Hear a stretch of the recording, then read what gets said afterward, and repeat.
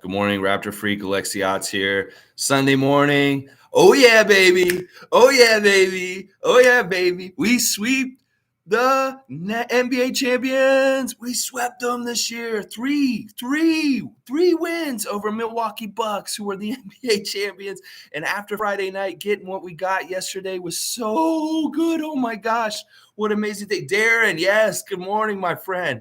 I'm still pissed about Detroit. Lost, slept in, only saw fourth quarter of Bucks. Is going to take a few more wins to make me happy again. I don't know, Darren. You got to understand what happened last night. Like, Andrew, let's go. How sweep it is. Yes, I love that, Andrew. I love that so much. This is what I'm saying, y'all. The NBA is ups and downs on any given night. Anything can happen. You can lose to the worst team in the Eastern Conference and then go and beat the best team, the champions, the next night. It was so fantastic, so amazing. I love how these guys bounce back. And listen, it wasn't easy what they did last night. This is something I want to have a theme song playing during this whole video right now. Dun dun dun dun dun dun dun dun dun dun dun dun. You know what I'm talking about. Mission Impossible, baby. Because listen, it was a mission that looked impossible during the day yesterday. Oh my gosh. I heard that Gary wasn't going to be playing for sure. And listen, I watched Gary shoot around before the game yesterday. He looked great. He still looks fine. 2 days in a row, I watched him shoot around before the game. His ankle looks fine. His shot looks nice. He looks like he's ready to play. So I was really surprised that he wasn't available last night, the last minute. And then look at him coming out like GQ, making all the women sweat, wearing this crazy sweater with no shirt on underneath. But yeah, Gary not playing was interesting. And then the Scotty stuff was very interesting during the day because at first they said he was ruled out. But then at one point in the middle of the day, they said, well, he could actually still play. And then he was actually ruled out in the end. And once again, they started Yuta, which I don't totally agree with right now. Obviously, like, look, listen, there was a very definitive six-man unit that won this game last night. You guys saw it. There was a six-man unit that was relied on heavily. There were only six guys that they played in the second half. Were those six guys, the four championship guys, Fred, Pascal, OG, and Chris, with Precious and Justin Champagnie. And those six guys held it down, and they showed a level of excellence that this team needs to play with all the time. And that if these other guys aren't going to get with it and get with the party, as Fred put it, he said he wants them to join the party after the game. You know, that's what we need. We need that level of defensive intensity, rebounding, and just all-around intensity. Oh, man, wasn't that crazy? Like, the way that they played the second half was almost perfect in a way. The fact that Milwaukee only got 26 field goals the whole entire game yesterday, that was their season low, and they shot 34%. That was their season low against any single team they played this season. The Raptors held the NBA champs to their season lows with their two-time MVP, Giannis Antetokounmpo, who had a severe case of OG-itis last night. Oh, yeah, he did. And they did a perfect strategy of fouling him. Every time he was coming to the lane, they didn't let him get anywhere near the basket, getting these feel-good, great moves that he does that electrifies their arena. None of that. We fouled the hell out of him last night. And Coach Bud can say, yeah, they should have got 50 free throws instead of 30-something free throws. Whatever, Coach Bud. We could have got way more free throws also because the ref calls were really weird and crazy, but actually that game was called very fairly. The referees were not a factor in a way. They were pretty good for the most part. Let's see what you guys are saying right now, and let's see if we talk about the same things. I got some stuff I want to talk about that was amazing about last night.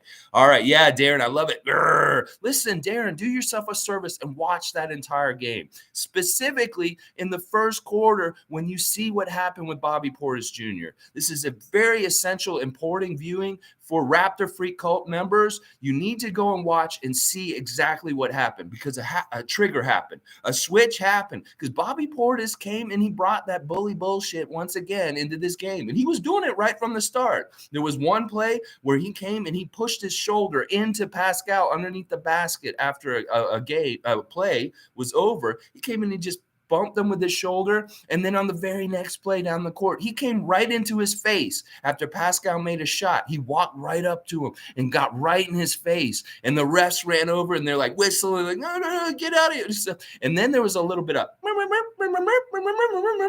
and Fred came over and he started to, and Portis was, there was a lot of shit talking. They were talking about who's going to do what for the rest of the game and stuff like that. And Fred got involved and they made it. You know what, Bobby? Thank you. Thank you for waking our guys up, getting their heads out of their asses and getting them motivated to play again, because you did us a real solid last night, Bobby Portis. You just woke up a giant. You poked the bear and the bear woke up and wow. And it was so amazing and beautiful to see them respond to that bullying, to respond to that kind of thing. And boy, did they respond. Pascal was no joke in that game last night after that. Bobby Portis, you woke up the giant. You poked the bear and we said, yeah, you want to fuck with us like that? We'll show you how we fuck around. You fuck around with us, you'll find out. Yeah, you find out. And I love how they did that with just 6 guys. I mean, we couldn't rely on any of those other guys right now. I feel so bad for Yuta. Yuta should not be starting. And when Svi got out there too, it's like, okay, you guys, you're wasting minutes for us. We're going to get the quality in there. And because we had 3 starters out, they keep saying we had 2 starters out, but we had 3 starters out last night because they keep forgetting Khem Birch got punched in the face and he had surgery on his nose yesterday. And his mom posted a tweet saying that it was successful surgery. That is all good news. Khem Birch is in good shape to be able to be healing. I don't know what the timetable is, but this is the thing. We were missing 3 starters and we did what we did last night. Oh, yeah. All right, let me get on this because I see you guys are going crazy right now. And I love this. This is so awesome. All right, Andrew, we broke Giannis with our wall 2.0 6-9 edition. Yeah, he couldn't do nothing. We tied him up so nice. This is the thing. We have like 6 guys on our team that can actually guard Giannis one-on-one. Yeah, OG's primary, and he is the ringleader of shutting him down. But we have 6 guys that can keep up with him fast-wise, athletic-wise, size-wise, length-wise, and it showed. He doesn't do the same kind of things he does the rest of the NBA to the Toronto Raptors just because we can stop him. And Precious did a fantastic job. I saw a Chris Boucher block on him that was so nasty. And, other guys, like even Champagny can guard Giannis to a degree a little bit. But, it was amazing seeing the switching and just how they handled the Bucks last night. And they didn't let anybody else on their team do anything. That's what I'm saying. When you have such a high usage guy like Giannis, he can really take away from your team if he's not hitting his shot. And 17 out of 70 free throws is amazing. Good job for you, Giannis. But you lost, motherfucker. We beat you. Yeah. I love it so much. Yes, Giannis getting blocked by, I'm not going to say what you said there. He got blocked hard by those guys a couple times and just stymied and stifled. And you notice every time he made a move towards the basket, as soon as he got near the top of the lane, we fouled him. And, that was scary in itself. That was a whole drama. Think about in the beginning of the 4th quarter, when all of a sudden Fred VanVleet and Pascal and even OG, they got in foul trouble. And these guys had 5 fouls for most of the 4th quarter. And I'm like, oh my God, this is a recipe for disaster. We're just clinging to a small lead going into the 4th quarter, and we are on a back-to-back second night. We're only playing 6 players, really, out of our rotation. We've got 1 bench guy coming in and out, and that's Justin with these other guys, Chris in the starting lineup there. And it was just a recipe for disaster, the way it was looking. Fatigue after a back-to-back at that point in the 4th quarter really sets in, especially against a team like that had all the things like their full rotation in a lot of ways, at home, having a day off in between their last game. Their settings were just so right for us to be in bad shape, whether it was foul trouble or fatigue or the refs or the defending champs in their home building with their home crowd. Nah, we did dun, dun, dun, dun, dun, dun, dun, dun. It was mission impossible, baby. And they did it. I couldn't believe it because they had so many pitfalls. They had to leap around, jump around, and miss. And the way that they were talking after the game about how they played with 5 fouls without fouling out was brilliant. Pascal is really, really an amazing player. And any of his haters, they need to watch the 4th quarter last night because Pascal Siakam was clutch. He was the clutchest, clutch. And it wasn't just one shot. He had like 3 or 4 plays where he was successful offensively in the end of the game that kept that cushion for us to win. And Pascal was a badass last night. And it was just so fitting and fun to see him collect that last rebound in the last 5 seconds of the game and get that triple-double that he really honestly deserved. Like if he had been 30, 10, and 9, I would have been upset and dissatisfied that he missed it by 1 rebound, because it's usually the assists that are hard to get the 10 for him. You can get 10 rebounds like that. And I love that they had to miss 2 more free pointers in the last minute of the game and him catching the rebound to get to that 10 rebounds for that triple double. And I told y'all we're going to get more triple doubles in the future, whether it's Fred, Pascal, Scotty, OG, all these guys can possibly get triple doubles. And it was just Pascal last night. What a game, Callie. Yes, what a game. It was so good. I love it so much. All right, let's keep going. Let me see what else you guys are saying. Darren's saying Fred VanVleet and P and OG and Champagny was like a rebounding machine without scoring. And some people were upset that he actually made his 3-point basket at the end because they wanted to see him get in the record books for most rebounds without scoring. But that record's actually like 16, and it's Bismack Biyombo for the Raptors. And no, we want him to hit a big 3 when we need it, because that was a crucial 3 when Justin hit that 3 finally and got out of the goose egg on his score. And man, he was a monster. He did so many good he is really a baby Rodman. That's what they used to call him, baby Rodman, because he really does that nice little flip on the side where he tips it and he fights the other rebounder on the other team, and he's like really battling him, and he tips it over to the side, the baseline, and he gets it that way. And he's just a master of that. And I loved what he was doing, because it was such a role player thing, and it fit really well with that unit and what we were doing. And they got out of the way, and they let guys like Pascal, OG, and Fred operate on the offensive end. They did a really good job with that. And honestly, our offense looked way better. And Pascal is nasty, guys. Like, he can go and get his shot and shake guys free with all these different things he's been doing. And the way he got his shot open in different ways late in the game was masterful, because it was really footwork and just kind of timing and knowing when he could go and get that shot, like against the defender went to the side and then he went around and shot it that way, and he just made it count. And unlike the other night where he was 0 for 3-pointers, he was perfect from the 3-point line last night, and he made some nasty threes, like dagger threes that just like looked so sweet when they went through the rim. I mean, they went swish, real nice. There were only 3 of them, but they were nice. And Fred unfortunately didn't get his 4th 3-pointer in the game last night. He only got 3 3-pointers, because that streak was 4 3-pointers a game for a couple games now, but he didn't complete it last night, unfortunately. But you know what? We will take that game exactly how it went out and how it happened every single day, because listen, we needed that. We were so deflated and worried about this team after Detroit and the way we played like dog shit and just everything that happened, that coming around and having this game last night right after it was fantastic. And honestly, if we had just played them close and lost at the last second, I wouldn't have been that upset either, just because we competed and played so well. But winning and doing all this is actually obviously better. And boy, oh my gosh. All right, Darren, let's see what you're saying here.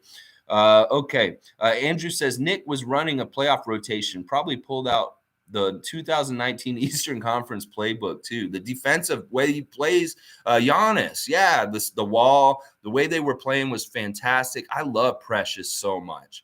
Precious is an amazing addition to this team. And I don't like that Jack and Matt get on him for taking open shots. That man needs to take that 3 when he gets that open, because he's going to make it. And I don't like that they don't have confidence in him to take shots. He should be shooting and having the green light to do whatever he wants also. And some people may not agree with me on this, but I do. I really do believe this, because I want him to be aggressive, because he's showing something already. Like the stuff that he did where he dribbled he had the 3, he could have taken the open 3, but he dribbled into the lane and then he took a closer shot and made it. That's really good decision making. And Precious is really we got to build confidence in him that he's going to have good second nature decision making.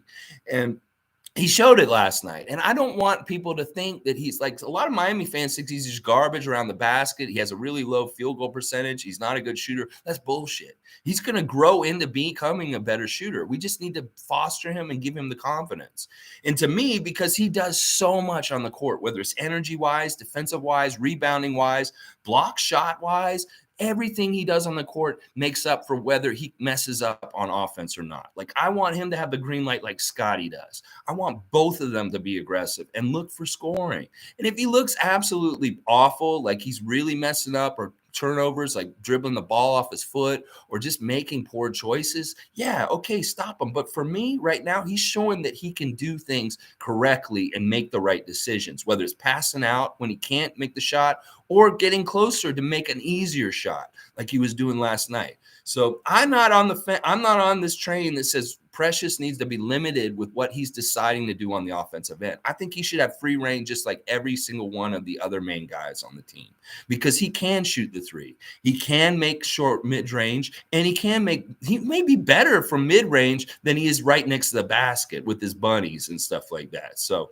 I am so impressed with Precious. Honestly, he may be the one guy last night that impressed me the most other than Pascal. Pascal's reaction to Bobby Portis and what he did after that in the rest of the game really was telling of his character and how he's not going to back down.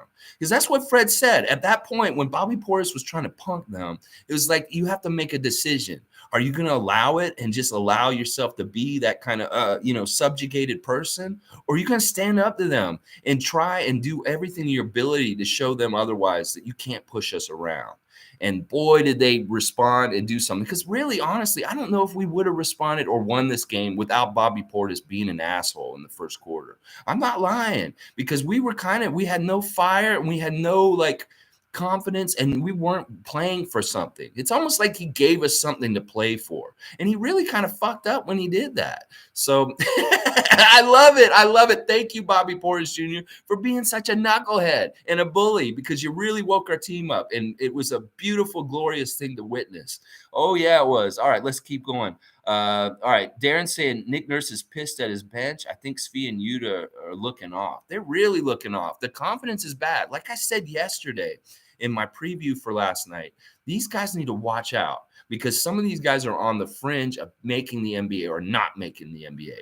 And this is do or die time. These guys need to show that they belong in this league, because they don't look like they belong in the NBA right now with the way they're playing. So you need to raise the level of play.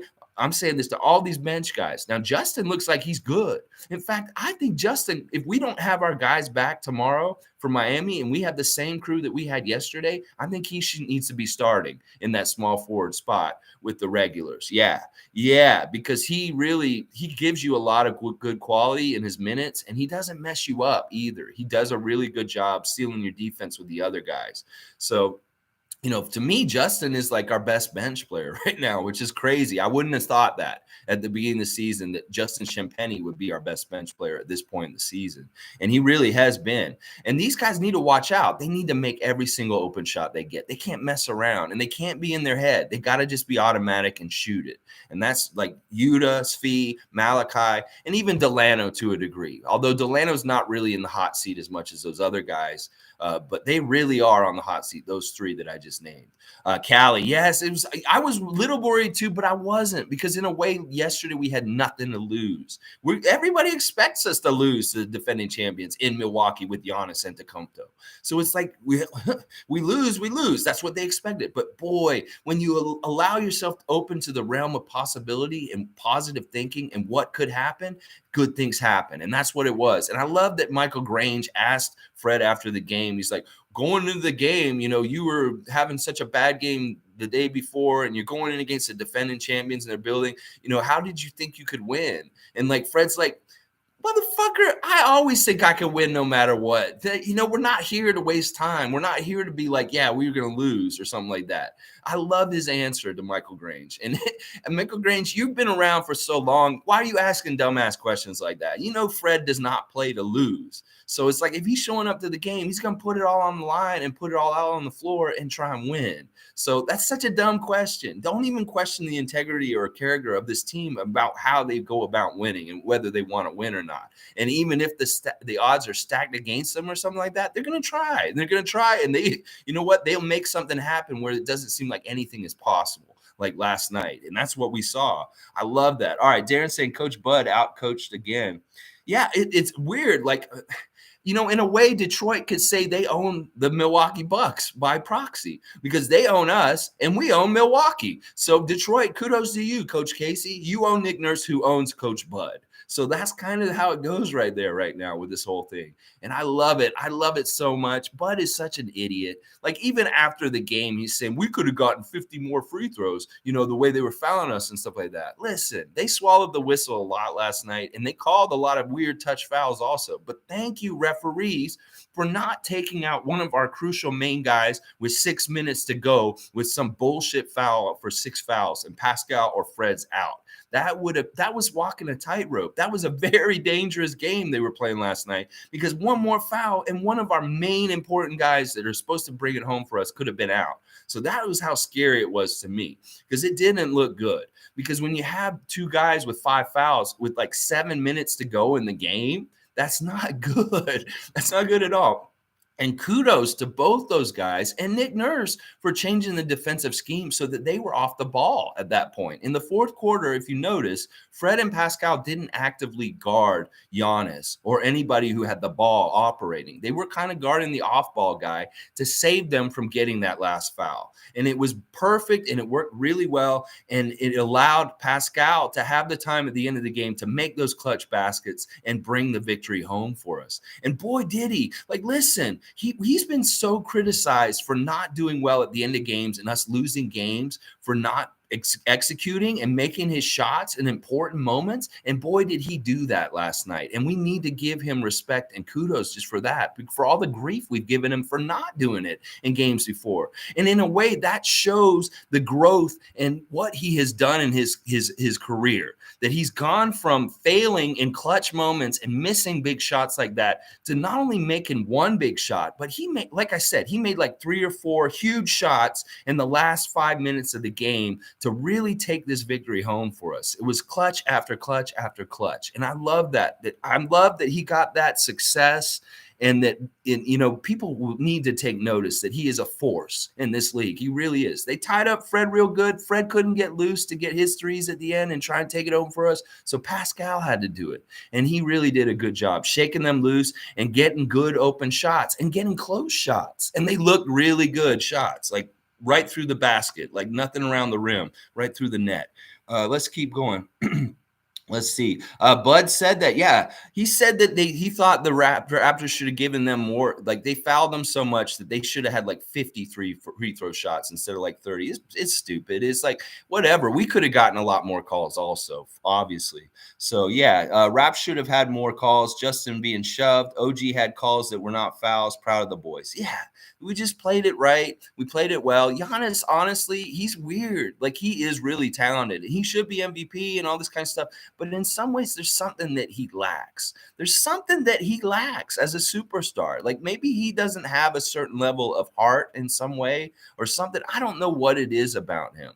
I don't know. Maybe it's because he has something that he owes Masai Ujiri for helping him come to North America and become who he is. But he's not the right player against us. He's a crazy elite kind of player against other teams. And it may be just our personnel really knows how to shut him down and mess him up. So, you know, I don't know. It was awesome. I'm not going to question it. I'm just going to love it and be so happy what happened. You know, and if we can have this kind of success again, we own them. They honestly haven't beaten us. Like, they're the champs, but we were off year last year. And, you know, we've won 5 straight against them in the regular season, and we've beaten them both times we played them in the playoffs, in a playoff series. So if we see them in the playoffs this year, I feel real good about matching up against them in any round in the playoffs coming up in the, you know, in the spring. Oh, yeah, I'd like to see Milwaukee in the playoffs because I know we'll beat them. I know we'll beat them. Let's keep going. Let's see. Raymond Jacob, Portis' fault. He poked the bear and lit the fire. He really did. He really did. I mean, honestly, I don't know if we'd win that game without Bobby Portis being a knucklehead. Like, honestly, like his intensity was transferred to us. Like, he came and he did his really crazy, like, it's almost like a weird, like, his eyes get so bulgy and like intense. Like, he looks really crazy when he looks around, like on the court, when he's in that angry mode. It's really crazy. So, he really did us a solid. Thank you, Bobby Portis. Thank you. Like, it was kind of a judo move. Like, that's what judo is. You use the effort and the energy of the other person against them. You step to the side and then you put them down on the ground. And that's what we did. We did a judo move, a psychological judo move to Bobby Portis, and that's how we got an advantage. We took all of his negative energy and we turned it into motivation. And boy, did we get motivated. I mean, Pascal and Fred were pissed after that. They played like totally different players after Bobby Portis did that. And thank you. Thank you. I'll keep saying it to him. Let's see. Darren's saying, he watched the replay already. Portis should have been ejected. Yeah, he's intimidation, the way he was acting.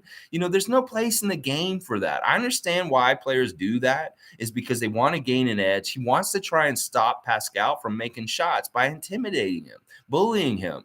But boy, did Pascal school the hell out of him for the rest of the game. Like, honestly, he made him look so bad, like in certain points, like just going around him, shooting over him, just doing different stuff. Like, it was such sweet revenge, such sweet, sweet revenge. Yeah. All right, let's keep going. Ken A. What's Ken A saying? I got to catch up. All right. Man, I love that you guys are all here. Of course you're all here. We had a good game yesterday. Let's see. All right. Kenny's saying, yeah, Birch's nose looking like Michael Jackson's nose. Whoa, whoa, whoa, whoa. That's interesting. Hang on. All right. I think I'm too far. I got to keep going up. All right. Let's see. All right. Let's see. Kenny said, I like that Giannis still knows he can't have it easy with us. Yeah, we remind him. Pascal said he learned from Kawhi to just play through it. Yeah, Kawhi probably did really teach our guys a lot about being clutch and just playing tough and playing through all kinds of stuff. It was really valuable to have Kawhi on our team for a while for players like Pascal and OG. They really learned a lot about being a top-level superstar, and I'm appreciative of that experience for sure. Kawhi was, and even if he didn't do it purposefully, he did it just by being around and them seeing what he was doing around them. Let's see. Hi, Darren. Woo, Ken A in the house. Okay, Birch had a nose transplant.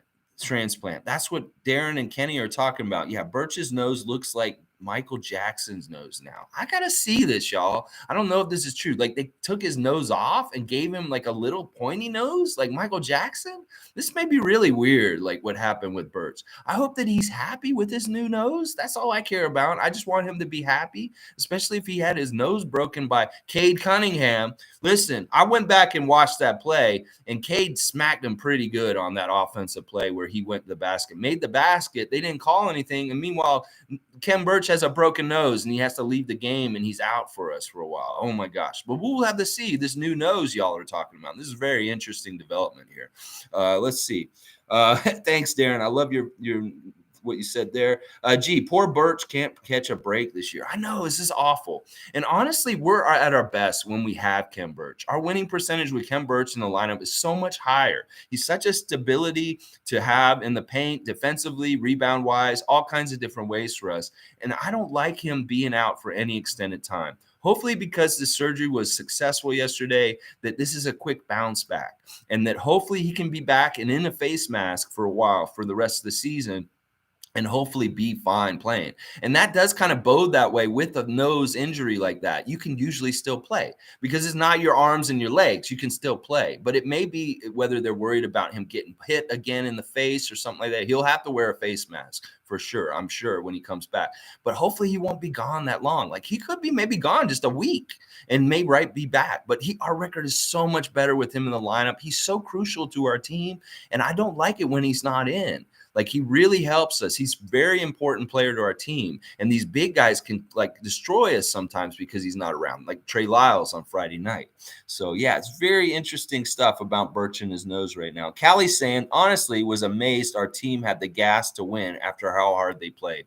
I know, it's insane. Fred VanVleet played 84 minutes in, like, less than 26 hours yesterday because their game was earlier last night than the one before. So they played like crazy amounts, 80 minutes in like less than like in 27 hours of a day.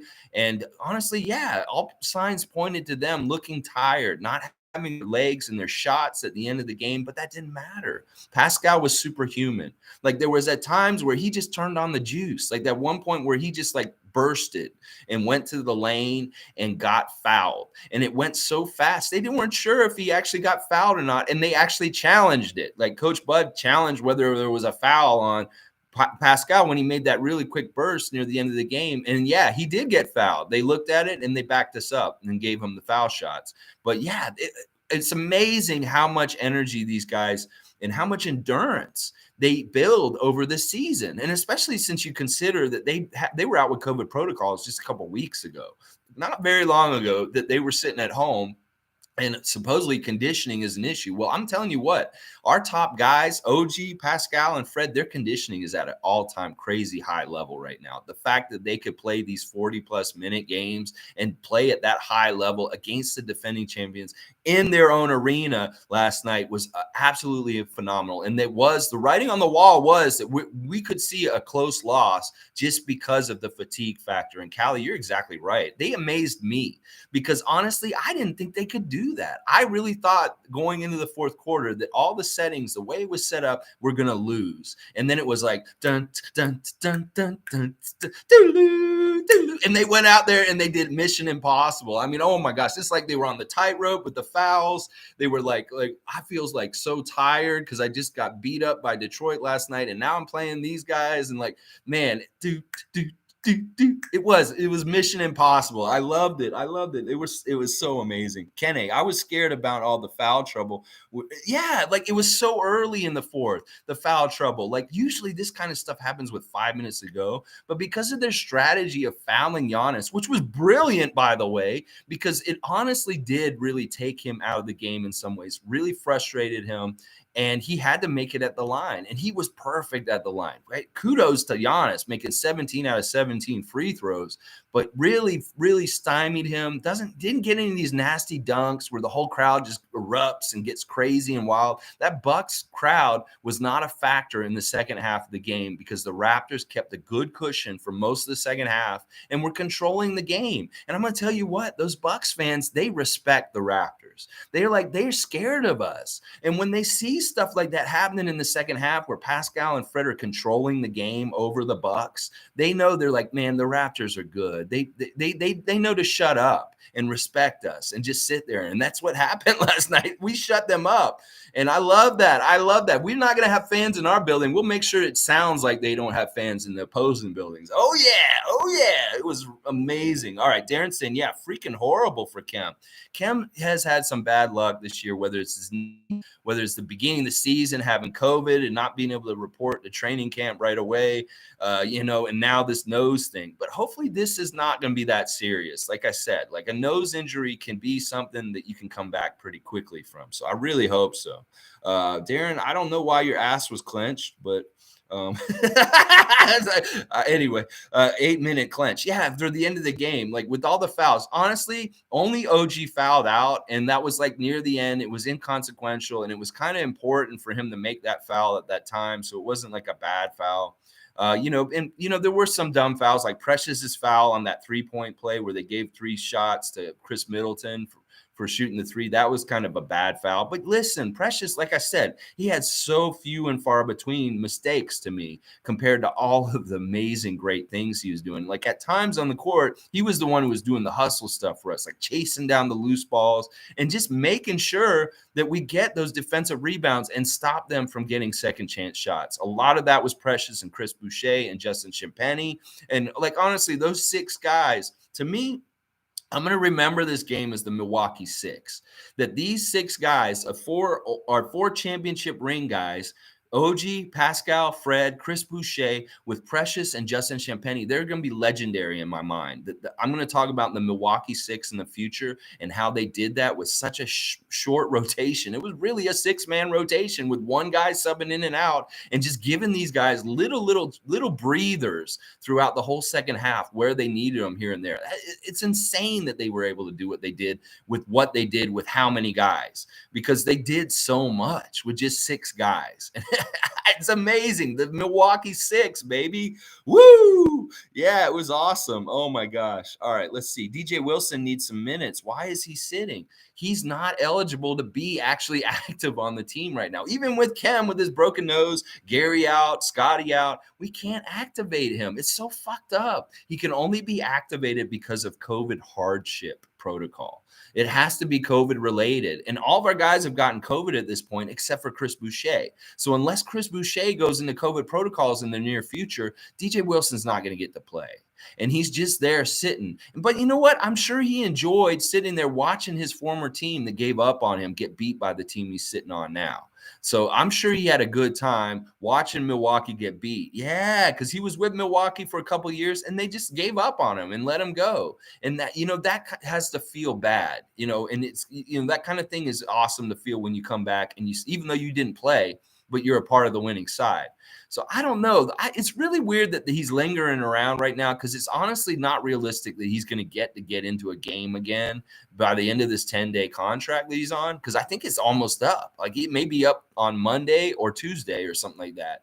And I don't know. Maybe that he's ingratiating himself to the Raptors franchise for further consideration in the future by the end of the year. And if he's doing, like, this is the thing, behind the scenes, we don't know how much he's doing in practice and what he's showing the coaches and Nick Nurse about how he fits with us in the chemistry in practice and whether he's getting our system quickly and stuff like that. It may be he's doing really well behind the scenes and that's going to get him a future consideration down the road when rosters open up more at the end of the season, when the G League's over and they have the ability to bring guys and make them full roster members, stuff like that. I don't know. I'm really think that they wouldn't keep him hanging around like this if there wasn't some more substantial thing in the future to have him involved in the Raptors at some point. So we'll see. It's too bad for him. He's had some bad luck, DJ, for sure. The family, let's go. The family. Yes, the Raptors family. It's all family, baby. And boy, listen, today, all the guys were on Instagram posting Pascal's 30, 10, 10 all over their IG. Scotty, Precious, Kem, they're all posting and celebrating Pascal's achievement last night, his second triple-double in his career. And what an awesome triple-double. I saw it like about halftime. I was telling my lady, I was like, he's going to get a triple-double tonight just because I saw the trends. And it's really the assists. When he has a certain amount, like 7 or 8 assists, I'm like, he's going to get a triple-double because he could do it. And the passes he was making to other guys were over the court, over to the other side to get that 3 guy in the corner, whether it was Justin, whether it was Fred, whether it was OG. He was really finding his guys out of the double team and getting the ball accurately to them to get those assists. And they were beautiful. He's playing at such a high level right now. Pascal really is. And honestly, these guys are both all-stars. It would be a travesty, honestly. Both of them aren't on the all-star team. They should both be on the all-star team.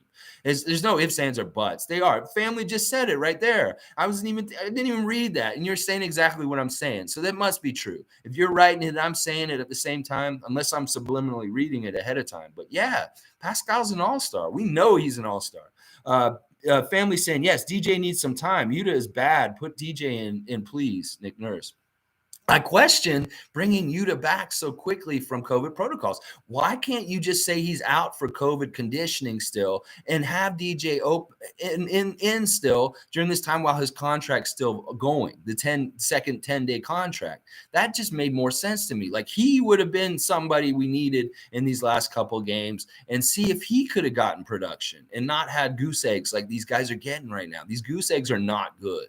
That what they're doing, because that's what's making them look like pretenders and not look like they belong in this league. They need to go out there and eat. They need to go out there and be aggressive and want to get those baskets. And it's not for lack of trying. I know it's just you need to make sure you fill up the hoop because you're not doing it and you're looking like you may not be able to do it. A couple of our guys off the bench, and it's not good. It's not good. It's not a good look. Let's keep going. G saying Pascal plays more controlled now, especially in the end of the game. Boy, does he.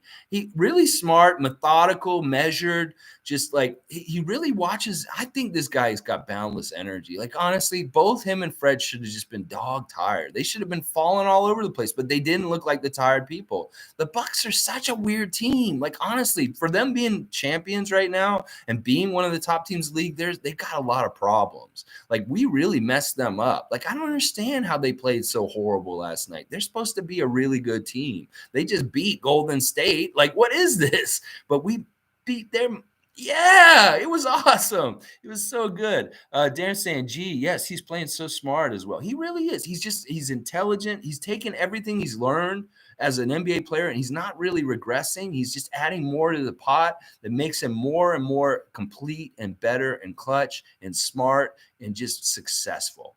And I love that. I love that. And I think part of it is that he's kind of cleared his mind of like, I'm going to clear my mind of failure and success. I'm just going to allow good things to happen. That's what he said. He's like, I know good and bad's going to happen, and I'm just going to allow for more good to happen in this. And he's doing that. And that's what's happening. Good is happening.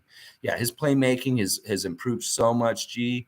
He's doing everything for us last 8 games or so, the family.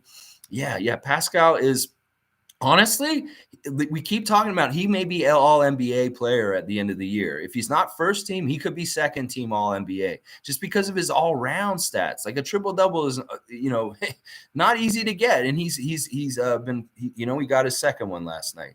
Let's see. G saying Nurse's system is to allow them to shoot even if they miss, as long as they hustle on D. Only way to gain confidence. Yeah, and then getting back to the things I was just saying about Precious, that's why I feel like he should get a green light, because honestly, we can't have him and Kem get so open on the three-point shots that they pass them up. I'd like them to shoot them. We know that they can hit them if they get a good look. And it's not like they can't take this half second to second guess, well, should I be shooting it or not? No, you need to just shoot it. It needs to be just shot. And even if it misses, I just want you to hit the rim. If you can hit the rim, and that just shows that you take a good shot and you at least gave it a shot. But those are going to start going in. Just like in Memphis for Precious, that one game where he was bombing threes, he can shoot threes. So we should be encouraging him to take them. Because if they're going to leave him open, he needs to make them pay for it. And we don't want to make him have not confidence about taking it, because we're like, no, don't take the three because we want to work it around a better shot by somebody else. No, fuck that. If they're leaving Precious open and he's out there, he needs to take it, because right now, one of the problems the Raptors is having is just getting good, clean looks. The defenses are really good right now in the NBA, where they're just bothering everything. And you think about how often Fred gets an open shot right now, just the way they're keying on him. So if Precious is going to get a wide open shot, take it, because wide open shots aren't easy to get right now in the NBA right now, it's looking like. So, yeah, I want them all to shoot, whether they're open. I don't care who it is. We have so much good talent on this team. They can all shoot threes. Everybody can shoot a three on this team. I know Kem doesn't shoot as many, but he's really good at threes at the top of the key. And I've seen him get those shots, and he passes them up. Now, I don't have a problem with them taking a dribble and getting a little closer and then taking a closer shot. Sure, that's smart too. But I want them to shoot if they're open. And I don't like that they hesitate. That's part of the problem. Callie saying, I wonder if Precious will have something to prove against Miami. This is an excellent point, Callie. I didn't even think about that. And all the hubbub of Kyle Lowry and that reuniting of us with them and stuff like that, we've gotten lost in the shuffle about Precious's relationship with Miami, and he's going to probably be coming in there and starting against them tomorrow night. Yeah. And he may have some stuff to prove to that team. I don't think he has any animosity towards them specifically, but honestly, he should have some animosity towards their fans. Yeah, because their fans have been really ugly towards him since he got traded for Kyle Lowry. They've said all kinds of ugly stuff in social media and comments. They basically said, like, we threw him away like he was trash because we think he's trash, because we don't think he can shoot around the basket. He's not a good shooter and all this kind of stuff. So he has a lot of locker room fodder. Put it up on the board and see that what they said about him. This is what they're saying about you, Precious, that you can't shoot. No, go out there and prove them wrong and have something, a chip on your shoulder, and get out there and do some stuff tomorrow night. I love that, Callie, that you brought that up. I hadn't even thought about Precious coming back to Miami and that kind of factor, because that could be a factor tomorrow night. Oh, yeah. Andrew, Bobby Portis, poke the bear. Never poke the bear. No. This is what I keep saying. Fuck around with Fred VanVleet and find out. He's not here for fun. He's here because he's serious. He has fun while he's playing because he loves the game, and the game is life, and he loves life. He loves the game, but don't get it twisted. He is serious when he's on that court. And they messed with him. Oh, they messed with Pascal. Oh my gosh, Bobby Portis, thank you. That's all I can say is thank you, Bobby Portis. You honestly might have saved the Raptors, honestly. Darren, Pascal, OG, Fred VanVleet, impressive core, but they can't do week D like Pistons game. Second half season, they must be in every game.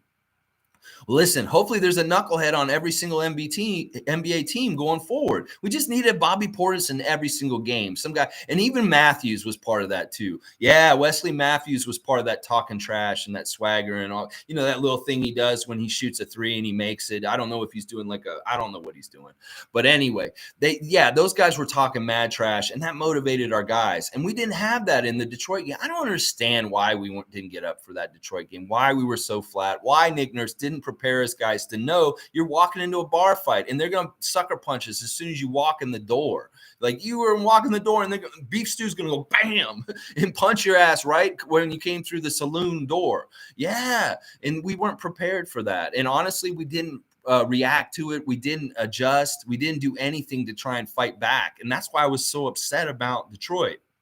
Is because we rolled over, and we didn't against Milwaukee. And that really was that kind of moment where they had to say, are we going to roll over to Portis in this bullshit? Or are we going to fight? And it was, man, oh my gosh. So good. But yeah, they can't play like they did against Detroit ever again for the rest of the season. That was absolute garbage. And even if they have a bad quarter or a bad half, they need to turn it around and kick some ass at some point in the game. Make the adjustment. And they didn't do that entire game. They just played horrible the whole entire game. Nobody stepped up and tried to take over that game for the Raptors. And they all shot miserable, and they all looked really bad on defense too. Oh, yeah. Family, who cares about Bug-Eye Bobby?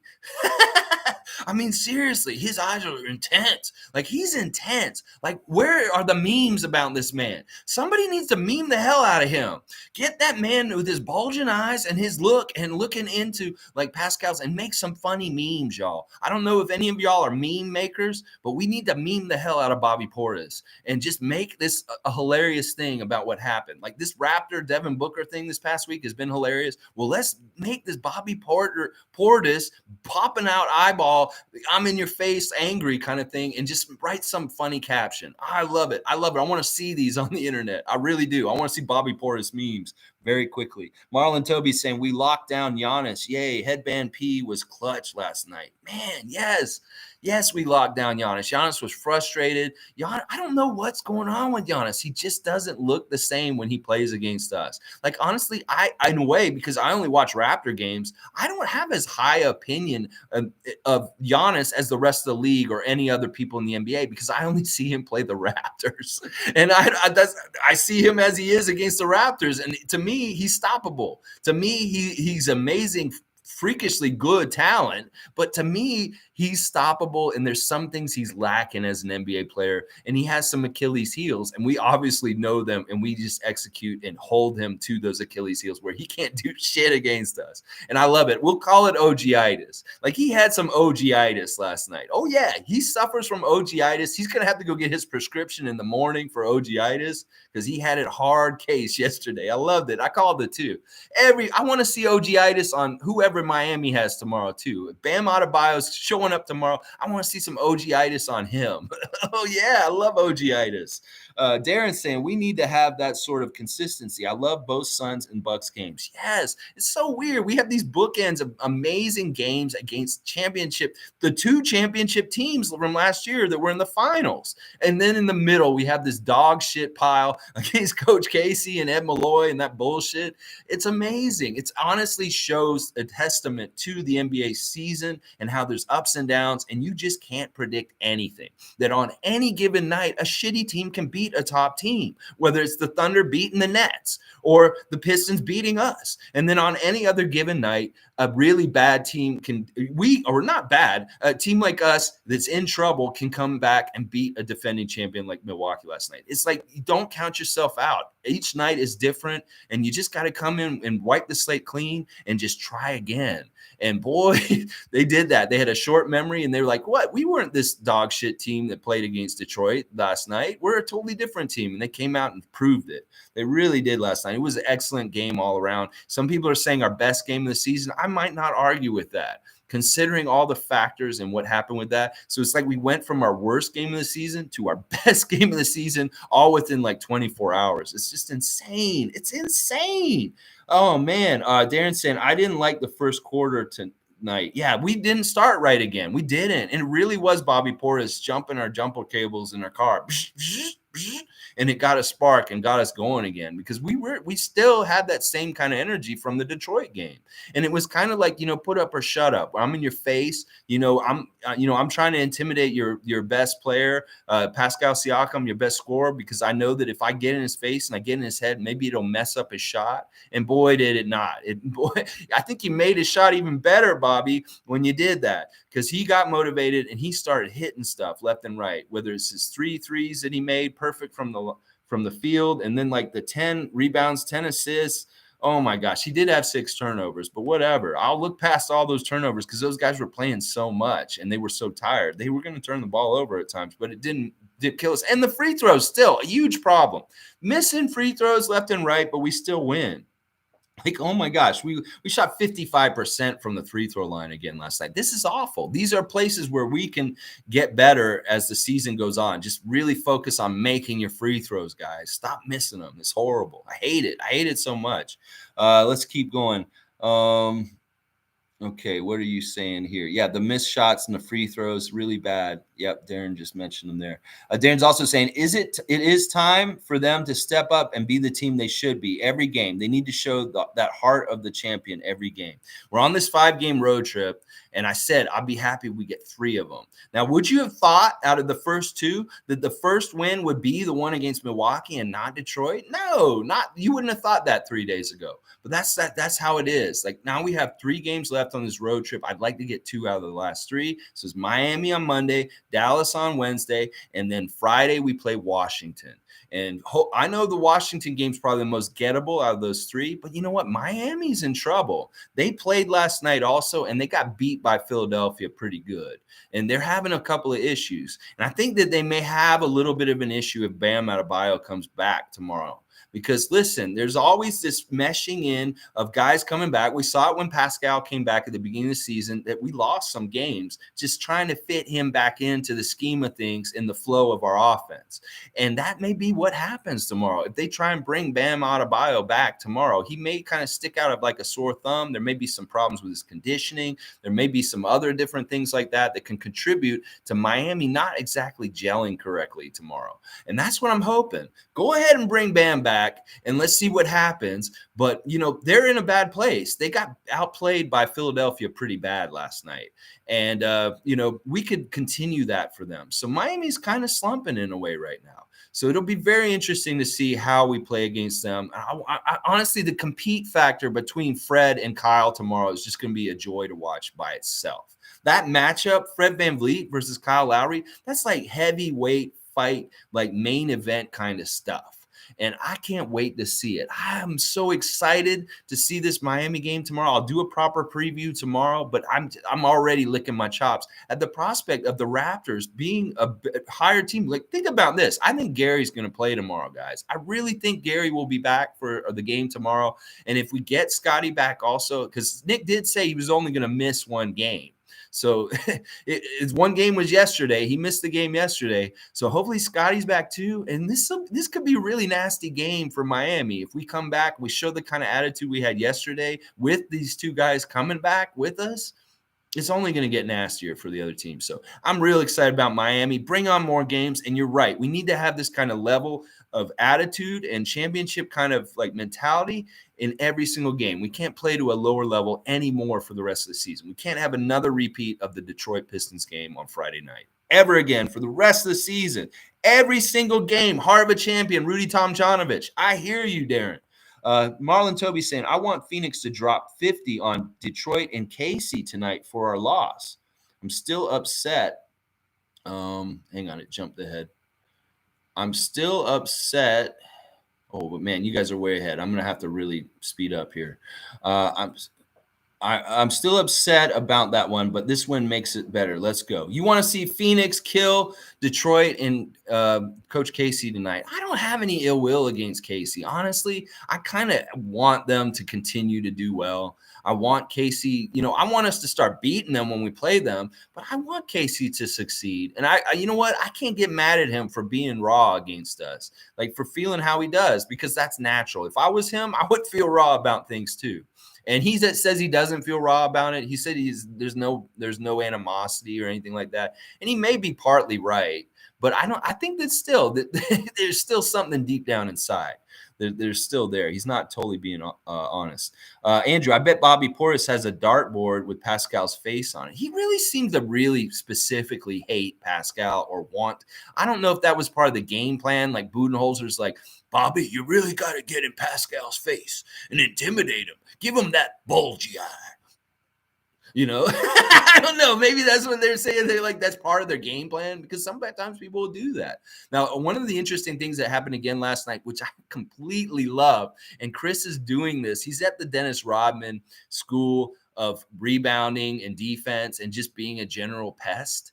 Chris Boucher, he did this one thing last night where he was battling for a rebound with Giannis and he drew a foul on him, and it was so Dennis Rodman. He's really on the down low trying to become Dennis Rodman 2022, because like he's doing this stuff with his arms and tying up with guys and the rebounds that Dennis used to do to frustrate guys, first of all, into like retaliating and hitting out, and like then they get a foul, and it's a brilliant way to get the other team's big guys in foul trouble. And Chris, if you're studying how Dennis does this, keep going, because you're having good success already. I'm seeing it. It's very subtle. Maybe people won't see it themselves. Like if you're really paying attention, watch Chris down near the basket when he's battling to get position for rebounds. He's tying guys up with his arms, his really long arms, and he's frustrating the hell out of them so that they retaliate and then they get fouls. And it's really a Dennis Rodman kind of move. And I keep going, man. Keep going. Because like, honestly, you and Precious look like some bad boys rebounding off the bench, John Sally, Dennis Rodman kind of stuff from the late 80s when they were winning championships in Detroit. Like you look like that right now to me. You look like those guys, that kind of battery that comes out with length and size and rebounding and just crazy defensive like tenacity.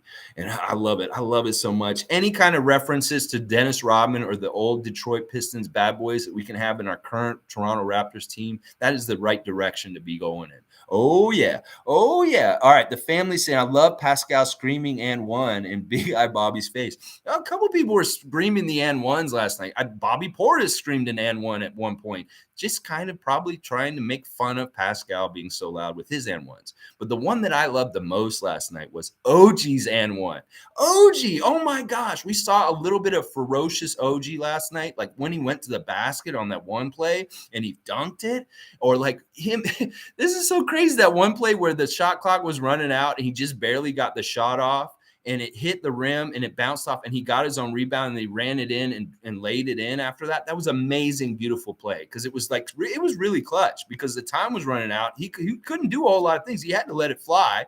And then he went and got his own rebound and put it back. Like that was amazing hustle play. OG was like his motivated OG at some points last night. Like on the down low, I think the Bobby Portis thing motivated him to be more aggressive and be more like that in the game after that too. And I love seeing OG have some fire to him, because sometimes I feel like maybe he's just kind of blending into the scenery and kind of just being that homer fading into the bush in the game sometimes. But I love it when he's like, he's activated, where he's like really playing with some fire, and you can tell. Even if he's not making any emotion, it's really in his body and how he's like pushing or going quick to the basket like that, that's aggressive OG. And I love seeing it. I want to see it more. And he really was a key part of this. It was like, we can talk about Pascal and his triple double. Fred didn't have a huge game, but he was important and crucial last night. And OG really was an important scorer for us, especially early in the game. Like when we were struggling, he was one of the only guys that was doing anything good. And then he did good stuff all the way through the game. And I'm really proud of OG for last night also. It was really, really good. And his and one was hilarious because you never hear him say that kind of stuff. He went to the basket, he got hit, and he said, and one. Hilarious. Oh, yeah, good fucking win. I'm a fun guy. Good morning. Let's go. I'm a fun guy. A nose transplant.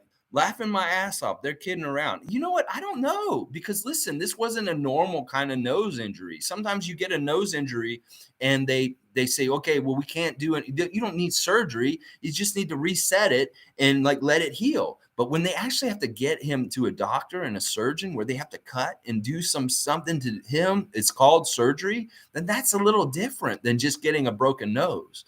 So I don't know what's going on. I haven't seen any pictures. Maybe they're joking around. I don't know. It'd be weird if he came out and he had like a smaller nose all of a sudden or something like that. I don't know. Let's see what happens. But I just hope he's okay and then he's back playing with us really quick and really fast. But yeah, he had nose surgery, not a transplant. That'd be hilarious though, if like he had a different nose just because, they had to change it a little bit to do something. I don't know. It's really crazy. Yeah, it's hilarious. Yeah, I don't know what to believe. We'll find out in the next couple of days. But I think I'm a fun guy may be right. And you guys are just preying on my wild imagination that will be like, yeah, he got a whole new nose. And like I'm all picturing all these different Kem Birches with different noses now. I'm like, oh wow, that one, yeah, that Kem. I don't know. Anyway, yeah. It was a massive break. Yeah, he was bleeding out the nose. They had to put him on a plane. He had to go straight back to Toronto. He had the surgery yesterday. His mom tweeted last night that the surgery was successful and that Kem Birch is okay. And hopefully he'll be back as soon as possible. Oh, yeah. I'm a fun guy. Darren, can you take care of our Bobby Portis problem? I don't think anybody needs to. I think we took care of it yesterday and really in the way we need to. I think he'd think twice next time he faces the Raptors about poking the bear. I don't think he'll do that again because he really did kind of give us the win by doing that. I don't think if he had done that, we would have won the game last night. Really, seriously. Darren's saying, I broke both my legs with that Piston loss. I was so angry. He jumped off the Raps bandwagon for a good 23 hours, 3/4 of the Bucks game. That's hilarious, man. Don't ever jump off the bandwagon. That's what you get. You get broken kneecaps. Come on, Darren. You're a real one. Stick with us. Come on. That Pistons game wasn't enough to make you leave us. Come on, Darren. Come on. You're still with us. Don't be like that. You're still with us. Darren, I think P did the right thing. Just bury him in a shallow grave. He's talking about Portis. Man, yeah, they killed him. They did kill him. That was so satisfying. Honestly, it really was. After how dissatisfying Friday night was, last night was very satisfying. Like, I think everybody, listen, if you missed the game last night and only watched the game on Friday, I feel bad for you. You need to go watch the Milwaukee game last night and understand and feel good about the Raptors again. Go watch that. Because if you're one of these fans that, like Darren was just saying, jumped off the bandwagon because of the Detroit Piston ugliness, boy, you probably jump right back on the bandwagon real quick the next day. Yeah, there's a lot of people that probably did that. They're like, man, this team sucks. Fuck the Raptors. I'm not watching them for the rest of the year. And then the next day, whoa, and they beat the Milwaukee Bucks. Whoa. These people, they're fair weather. Come on, don't be like that. We're with them all the way through. That's why it's so satisfying. Darren. Remember, you go through the lumps, and when you get the rewards, it feels so much sweeter. That's what I'm saying. Andrew, I think the plan was hack a Giannis, so I'm okay with the parade to the foul line. Exactly, that was. And Jack kept saying it during the game. That was a brilliant strategy because, like he said, when you let Giannis get full steam and go into the basket, good things happen for them. Not only for him offensively making shots, but energizing their whole team, energizing the arena, all the fans in there. When he does some fantastic, crazy-ass play, it helps everybody. So if you cut that head of the snake off, as soon as it starts to move towards the lane and you just foul him, hey, perfect. Because nobody gets up over foul shots. In fact, it's a minefield of folly. And he made every single one of them. But if he misses them, he misses out on points here and there. It's just a really good strategy. It may be hack a shack. It may be kind of dirty. And maybe risky because you get a whole bunch of fouls on your important players for late in the game, and they could be put out at any moment. But it really paid off, and it worked. And like the guys were really smart about their fouls. They used them. They really used them. They didn't waste them. They were using their fouls for really good intentional things. And exactly what you said. It was a fantastic strategy, brilliant strategy. It was something in the preview yesterday I was saying, you can't let Giannis be near the basket. You keep him away from the basket. And if you foul him going to the basket, that works. That works completely. Darren's saying, Drew, they really clogged the lane with Chewy and Boucher and OG and P and even Fred VanVleet. I want to know who Chewy is. Who's Chewy? Are you talking about Champagne? That's kind of an interesting autocorrect if it's Champagne. Chewy. Achua. You're talking about Precious. You call him Chewy. Oh, wow. I just learned a new nickname for Precious. Precious is, to me, he becomes Ferocious Achua. As he gets more and more comfortable with his offensive game and driving to the basket and doing the different things, we're going to call him Ferocious Achua. That's what I call him. But you calling him Chewy. I love that. That's actually a good nickname too, Chewy. But yeah, they really did clog the lane. That wall was in effect at times. Like I love that whole image of Chris and Precious standing beside each other to wall off the Milwaukee Buck coming at them at the baseline. I think it was Giannis. Like they just stood there like this and they did it perfectly. Like our defense was so on point. Like there were a couple of possessions where Milwaukee late in the game were trying to work to get to their shot and they didn't have anything. Like we were just collapsing and we were just rotating and just getting to them every single time perfectly. And it's really stopped them from getting anything going or getting any baskets. Like as much as we were getting breadcrumb field goals in the Detroit game, like where it's far and few between, we were doing the same thing to them, the Milwaukee Bucks last night. That 26 field goals for their team for a whole entire game is insane. That's a huge accomplishment by the Raptors to hold the champion Milwaukee Bucks to 26 field goals for the entire game. That's insane. That is a really low total for any NBA team in a full 48 minutes. And we should be really proud of that. That says something right there that they weren't even allowed to get that many good shots, that they only made 26 shots. So really good game plan and executed very well. Let's see. It's amazing. Darren's saying this. It was amazing to watch the video replay of just the Giannis denials. It was so cool. There were a lot of cool defensive highlights in that game, and just so much fun. Honestly, I think I might go watch that game in the hour, like the whole game again with that one. DJ was all laughs in the huddles with the Raps. Yeah, those guys have style, man. Those guys are all swagged out, man. The three of those three that were sitting there, Scotty and Gary, obviously. Gary looked like he would be cold with no shirt on and stuff like that. And one of my friends on Facebook last night, he said, I totally understand how women feel about him because, like, I'm sitting here watching the game, and when they showed Gary Trent for the first time, my girlfriend made an audible noise when she saw him. So he's like, yeah, he's like, she made a noise like when she saw what he looked like with what he was wearing and his whole swag and stuff like that. He's a lady killer, that Gary Trent Jr. Oh my gosh. And yeah, DJ, his hair is so crazy, like cascading down, and like they all look like they coordinate together. Like they're like, what are you wearing at the game? Well, let's match, kind of stuff. I feel like they're doing that. But anyway, yeah, and Scotty with this little beheaded teddy bear sweater that he was wearing last night. But I just love how much they support. And Scotty, if he's not in the game, he's such a great teammate off the bench, just jumping up, being supportive, loud, getting crazy for them, and being so happy and excitable.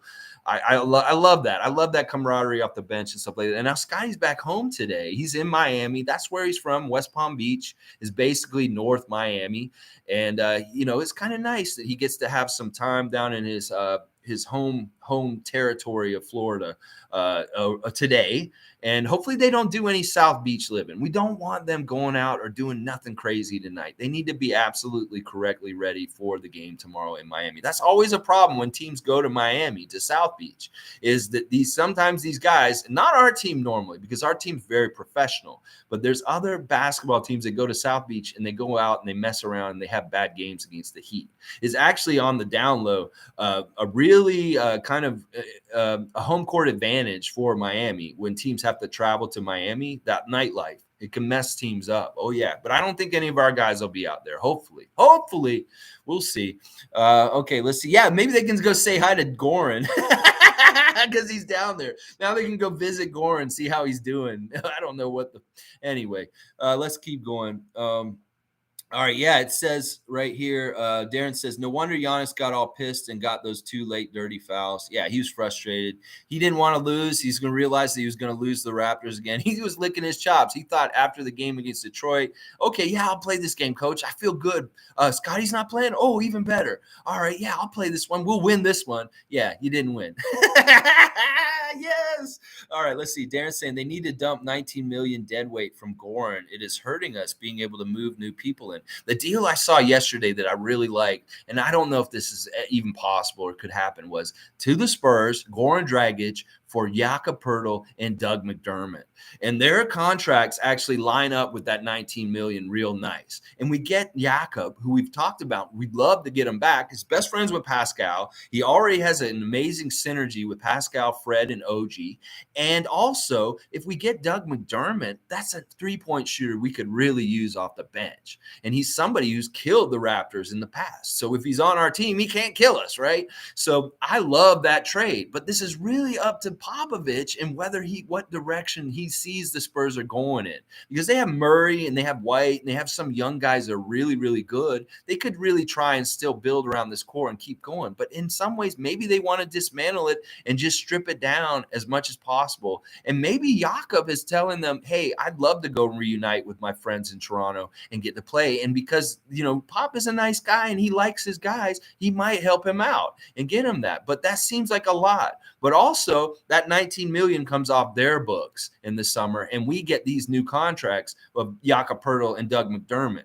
But that's the deal I really like right now. Like if we got Poeltl and McDermott for Dragic right now, that would be a beautiful move that would help us so much and would get this dead weight off our roster. Oh yeah, and we'd actually be using that 19 million for something. So I like that McDermott Poeltl trade for Dragic. Perfect. Oh yeah. G saying Barnes making DJ feel comfortable. Yeah, he's palling around.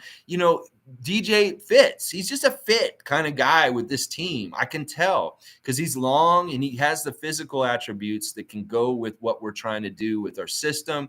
And then also he seems like the right age group around the other guys around the same age, and they probably have a lot in common. And, he probably just loves the vibe. I mean, he was on Milwaukee before, so he understands their vibe. And maybe Toronto's vibe is just a little bit cooler in some ways. I don't know.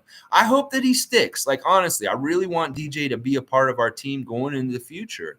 And if I'm talking about for years to come, and we just got to get it figured out how he can latch on to the team with whatever contract at whatever level and whatever stage. And it may be that he has to go away for a month or so or two, and then we reacquire him near the end of the season when we're going on the run into the playoffs. But it may depend on how well we do also. Like if we are really bad and we don't do well, knock on wood, that's not going to happen. We're going to do really well. And then it may change our decision making as we go. Because there's a lot of questions whether we're a buyer or seller at the trade deadline.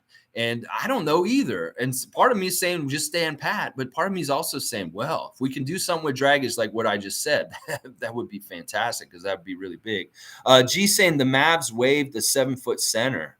Ooh, it's not Moses. I don't know who it is.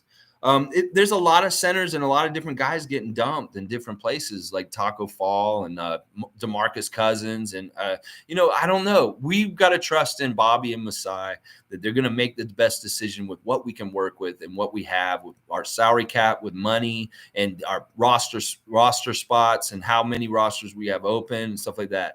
We just need to trust in them. They're going to guide us and get us to the right place. And it's a little scary without Kem active right now because he's really our only center. But I think these things will get addressed this summer. Like we're really getting a good view at where we get weak or shallow at different places on our roster. And that this summer, if we don't do something during the trade deadline now, it really needs to be addressed and they'll figure it out. And we got more. It's weird because I'm looking at who's under contract for next year and all our primary premium guys are under contract. We don't have to deal with them in free agency except for Chris Boucher. He's the only free agent we have this summer of really big note. The other guys are like Svi, Yuta. They're guys that we could let go, honestly. And that's why they really need to play well, because they don't have a contract with us after this season. So that's where change could happen, is if these guys don't get their act together and don't become part of our roster, they can easily be sloughed off. And then we bring in new guys, and it could be more NBA veteran guys that can be on our bench that can give us more stability and experience off the bench than what we're getting right now, because it's not good enough. It really isn't good enough what's happening. Marlon Toby saying, I feel the team GMs are going to tell the NBA board to extend the team rosters from 15 to 20 at the end of the season. It would make sense. That's interesting because, I was talking about that. They should have done this last year. They should have done this the year before our Tampa year. They should have had it in effect for these last 2 years. They're behind on this. And part of what's going to happen is this pandemic is going to get better, and we're not going to have issues with this, and they're going to change it and it won't matter. So I don't know if they're going to do this, actually, because I think that we're almost through most of the bad stuff with the pandemic. Like, seriously, I don't think the pandemic's going to be as much of an issue for next season as it has this year.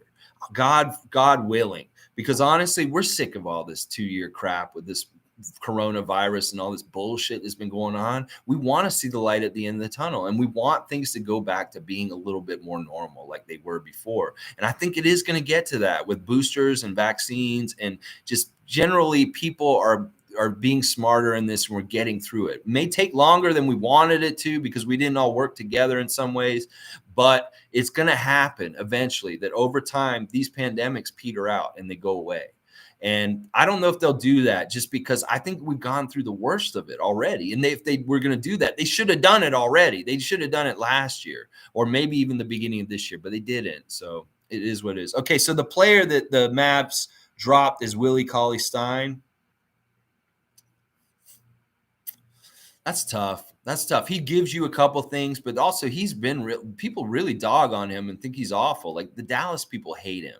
Dallas fan hates Willie Cauley-Stein. Like, they think he's absolute garbage. They don't want him on their team. And obviously now they got their wish if they dropped him. I don't know. I would give him a try, just because I know he's an active big guy.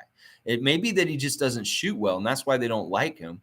But to me, an active big guy that can rebound and do good defense is really valuable. And it may be that. Like, if he can guard a big guy in a center, I don't know. And Darren saying we can't even afford him. Well, I don't know. We'll see. It's all speculative, but it's Willie Cauley-Stein that got dropped by Dallas. Okay. Darren saying we need Goran to disappear soon. His contract is a noose for our bench improvement plans. Well, I don't know if we need it soon. It's going to happen regardless, either way, in a couple months. In the summertime, he's going to be off the books and he's going to go away, and that'll be fantastic. It's going to be a gift that we get either now or later. And it's like, do you want it now or later? And we've all wanted it now for a while, but we're going to get it eventually later for sure. So let's see. Darren, thank you. Let's go, Raptor Freak cult. Woo! And like, seriously, we're going to get these hoodies. We're going to get a nice graphic design, Cult of the Raptor Freaks, and put like a raptor in a hoodie. Like, he's going to be wearing a hoodie like this, and it'll be a dinosaur with his coming out of it, and it'll say Cult of the Raptor Freaks. And it'll be very simple, and it'll be kind of cool and interesting, so that it'll be something that y'all will wear, and people will ask you about it. They'll be like, what is that? What is that? And you'll be like, you can tell them. And, it's not a secret society. People can know about it. It's not like we're hiding in a cave and slaughtering goats. Come on. All right, let's see. Someone should have punched Cade. I know that's not a good attitude, but they set the tone with the dirty play. It affected the Raps. Gee, wow. G is talking like a G. Listen, yeah, I agree. Sometimes it is tit for tat. It's like, if you're going to hit us hard, we got to hit you hard back. But in some ways, actually, what Cade did in that play was innocuous, and it wasn't really purposeful. In some ways, I don't think he hit him for real in the face, but he did hit him hard in the face, and it did break his nose, and it was an issue. It is an issue. But honestly, I don't think it was malicious. Let's just put it that way. So I don't know. I didn't like how Cade Cunningham was operating in that game. He got to go do whatever he wanted to, whether it was bombing a three from this place or driving to the basket this way or stuff like that. I didn't like that. He was operating too easily for a rookie. And like, honestly, he really is the leader of that team. He's kind of the guy who really sets the tone for them, even as a first-year guy. Because like, honestly, there's nobody else on that team is that kind of like talent other than him. Like, he is really their premier talent. They say Jeremy Grant, but apparently he's going to be not back with them when he comes back from his injury. They're going to trade him. That's what they're saying. So, yeah, I don't know. I don't like violence in general. I'd much rather teams respond to stuff like Portis and Cade with what we did last night, like with their play, and just win the game, because that's the best statement. That's the best way to do it, is to just make your plays speak for you. All right, let's see. Darren's saying he loved when Pascal blew by Giannis, made him look slow and no dancer's footwork. I love it. Raptor Freak over Greek Freak. That's hilarious. Yeah, I mean, Pascal he made a lot of guys look really bad last night with some of the stuff he was doing. I love that so much. I love it when he's so silky smooth with his shot, and it just looks so good when it goes in. And like, just really seriously, the last 5 minutes of the game last night, he was clutch over and over again. He didn't miss any of his shots near the end of the game, and they were huge shots, and they really were trying to come back at us. And the recipe was there. He could have fouled out at any moment. They could have tried to do some crazy thing where they got him an offensive foul and he got fouled out, but he didn't. He played really smart. And then the other thing is they're really trying hard to come back on us, and we're supposed to be fatigued, and he still had the gas to do what he did. In some ways, it's superhuman what they did last night. Superhuman. Darren's saying, fuck the heat culture. Blow them fuckers out. Still pissed about Detroit. Darren, we're not going to let go of Detroit. Let's keep that chip on our shoulders for sure. We never want to forget that game against Detroit. We never want to let it happen again. And we don't want to forget what we did against Milwaukee either. Yes, Callie. Okay, I love what you brought up here. Fred called Kyle an old man yesterday after the game last night. When they were talking to him about going to play Kyle tomorrow in Miami, he said, oh, yeah, we get to go see the old man. I love that. I love that so much. And Fred's comment about what Casey said about him being a clone of Fred VanVleet was just really professional and classy, and also kind of like just the perfect answer. He said, Coach Casey said that. Well, that's a high compliment. I don't necessarily agree with him, but that's a very big compliment, and I appreciate it. Very classy answer. And you are, honestly, Fred, give yourself credit. You're not exactly a clone of him, but you're definitely from the same kind of ilk. You are definitely the same ilk of Kyle Lowry, for sure. Alistair, was your birthday yesterday? Happy birthday, Alistair. What a great birthday present for you. A glorious Raptor win, sweeping the defending NBA champions from last year for the season. 3-0, baby. You can't take that back now, Milwaukee. You are our bitch. Yeah. And if we see you in the playoffs, we're going to remind you of that, and we're going to do more of what we did last night to you in the playoffs. Yes, when it really counts. And you can feel that sting of defeat like you have in the past to us in the playoffs. When we beat y'all in the Eastern Conference Finals in 2019. Yeah, remember that? Well, we'll do it again when we face you, because we do that to you. That's what we do. The Pistons may do that to us, but we do that to you.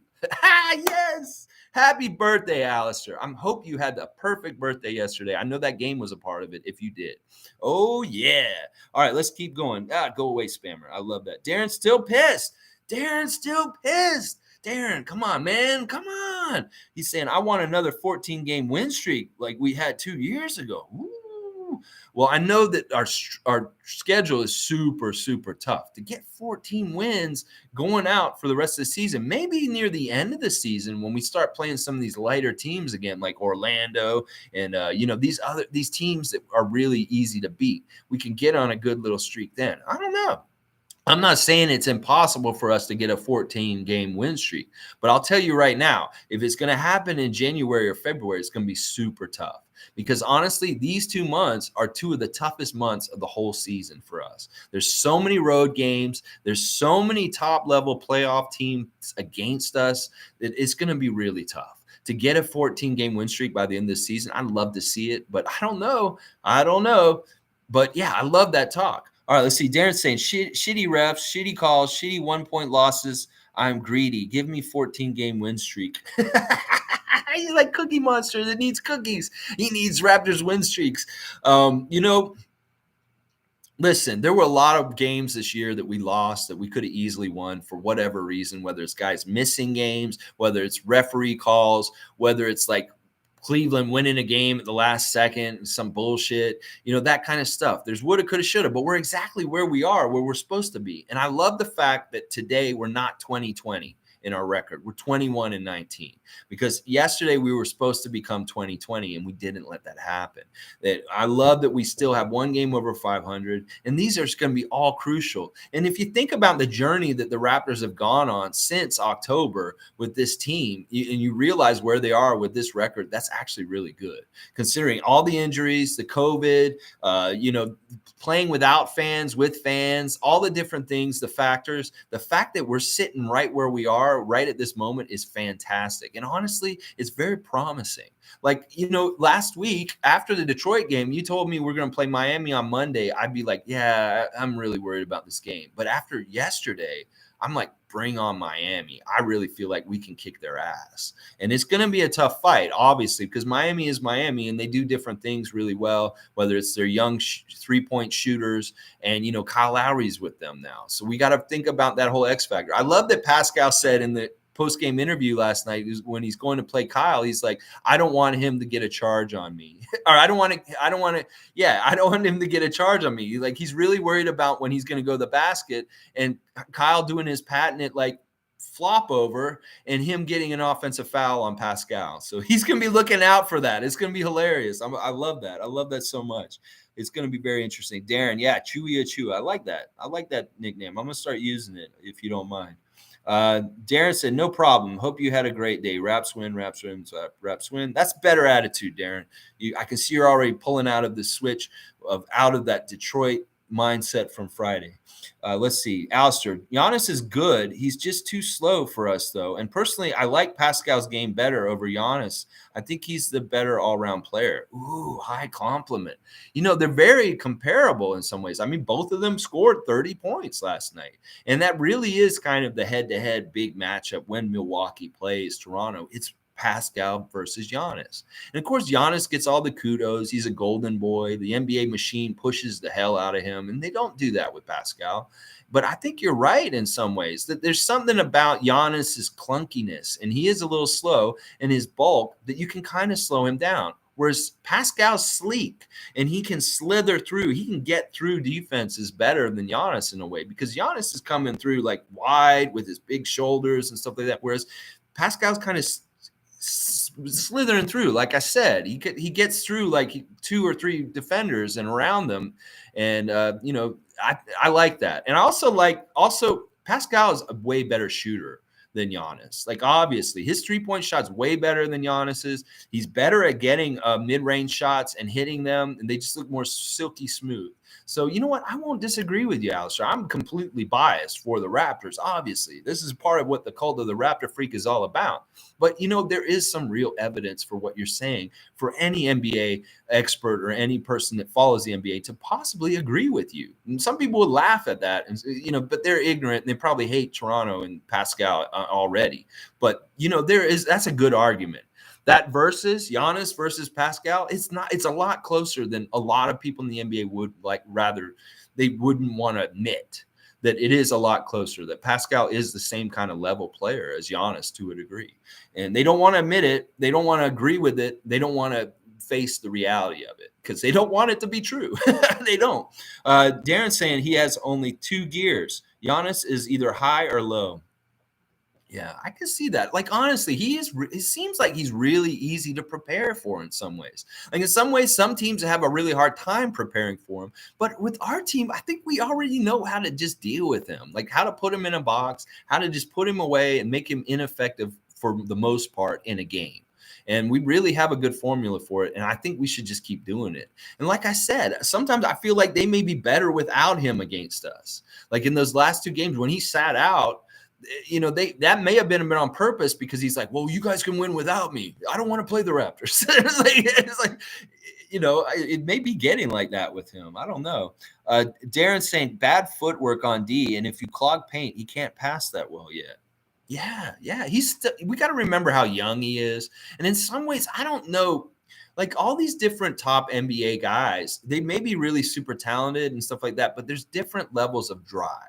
There's different levels of working out behind the scenes. There's different levels of edge. And Giannis, in a way, doesn't have an edge. Like our team is sometimes we said, well, do we have an edge or not? Well, Bobby Portis got in our face, and all of a sudden we had an edge. And I love that. In some ways, I don't know if Giannis has enough of an edge. Like they won the championship last year and they did what they did. But in some ways, he's not like one of these hard guys, like for a superstar at the top of the league. Like James Harden has an edge. Kyrie Irving has an edge. But I don't know if Giannis actually has an edge to his personality. He may be too nice. Like when I saw them doing the drafting for the All-Star team a couple years ago, it was LeBron and Giannis. Giannis was way too nice and giving to LeBron when they were picking between the All-Star pool, because that's how they do the All-Star games now. They have two captains and they choose like schoolyard who they want on their team. And Giannis was picking the worst picks because he was picking loyalty to Chris Middleton was his first pick. And I'm like, dude, go get a top player. Don't get your teammate just because he's there. I know you're doing that because whatever. But he wasn't cutthroat. He wasn't strategic, and he wasn't intelligent about it. And to me, that informed me of his mindset and how he thinks on the court with how he selected his all-star team that year against LeBron. Because LeBron was like picking the top guys and really like, obviously, because that's what he does with his regular team. He goes and gets the best guys and put them around him. He knows how to do that. But anyway, that's a little aside on Giannis and maybe some of the problems I see with why he's not exactly who he should be against us. So let's see. Okay, G's throwing this out here. Lou Dort is an unrestricted free agent in 2023, and he's very good buddies with Boucher. Hey, listen, I'll have to open the door for any kind of baller or game guy who has game that's really tough and good guy like that. Yeah, I'll open the door to him, especially Canadian. So who knows? Woulda, coulda, shoulda. Let's see what happens in the future. Lou Dort ends up on our team at some point. I would welcome him. The door is open for him. It really is that kind of way with me. You name a player and tell me, what do you think of this person on the Raptors? I'll tell you whether I think they're good or not to be on our team. And you may be surprised who I say no to and who I say yes to, because it's not always the same kind of rhyme or reason to it. Like I wouldn't say yes to John Wall. Remember, we were talking about that. I don't want John Wall on the Raptors, but I'll take Lou Dort. Yeah, I will. Raymond Jacobs saying Giannis shoots better free throws than Pascal. That is true, especially last night, like 17 for 17. That's an impressive feat to be able to shoot that well at the free throw line. And Pascal, he's missing way too many. But look at this. We're winning games still. And thank God those missed free throws haven't bit us in the ass. And we've been like, oh, man, we just lost by 5 points and we missed eight free throws. That's really bad. We don't want that kind of stuff to happen. So we need to make sure we win if we're missing free throws. And we don't want to get in the habit of missing free throws, though. And it really is night and day with Pascal. Some nights he had a 10 for 10 at the free throw line recently. And, he's had other games where he's missed like 5 or 6 free throws in a game. So it really is something he needs to get on. And that's all concentration. That's all concentration and repetition. And, that is something we can give Giannis. He's a better free throw shooter than Pascal, but he's not a better 3-point shooter than Pascal. That's for damn for sure.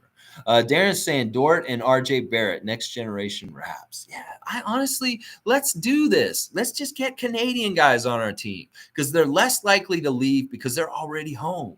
Chris Boucher, this free agency this summer, is more likely to stay with us just because he's Canadian and we are the only Canadian team and he loves Toronto and this is where he belongs. Like that is a factor in our favor that he is Canadian and he would probably most likely like to continue to play for the Raptors. So we'll see in this offseason. I'd love to get more and more Canadians on this team. When we almost got Stauskas recently, we would have had 4 Canadians on the Raptors, and that would have been the first time ever we've had 4 Canadians. We had 3 was the record this year. We said it now. Let's keep going. If half our team is Canadian in the next 5 years, that's fantastic because the talent coming up in Canada is premium and is really good. And there's at least one good Canadian guy on almost every team in the league now, it seems like. So I'm all for it. More Canadians back on our team. RJ is a fantastic player. If he ends up on the Raptors at some point in his career, I would completely welcome RJ Barrett. It would be a homecoming that everybody would love to see. We could dream. We can dream, guys. I'm a fun guy. If we didn't have that losing streak when Pascal came back, Oh, it jumped again. Hang on. We easily first seed by now, by a lot. That's an interesting thing. Like we have had some weird losing streaks in the first half of the season. In the fall, there was some bad patches where we were going low. We were going, and we had to build ourselves back up to where we are now, above water. So that's been part of this whole thing. Is we played really well, but that's really just to make up for our mistakes earlier in the season. Now, if we're above, we can continue to build on that, hopefully. And it really is winning 3 out of 4 games going on for the rest of the season. 3 out of 4 games, we got to win 3 out of 4, 75% of our games. Every 4 games, I want to be winning 3 out of those 4. Oh, yeah, that's how we do it. Let's see. 7-game losing streak, and then we're still 6 games from first. Yeah, it's insane. The top teams in the East have been losing recently. Like Brooklyn's been losing games. Chicago's had a rough patch recently. They've lost a few games to really big, good teams, and Miami's not. They lost last night. So these teams that are at the top, and we beat Milwaukee last night. So these 4 teams at the top are susceptible. They're human. They can be beat, and they can come down to earth. And meanwhile, we can start winning against those kind of teams and all the teams like Detroit. We will be climbing.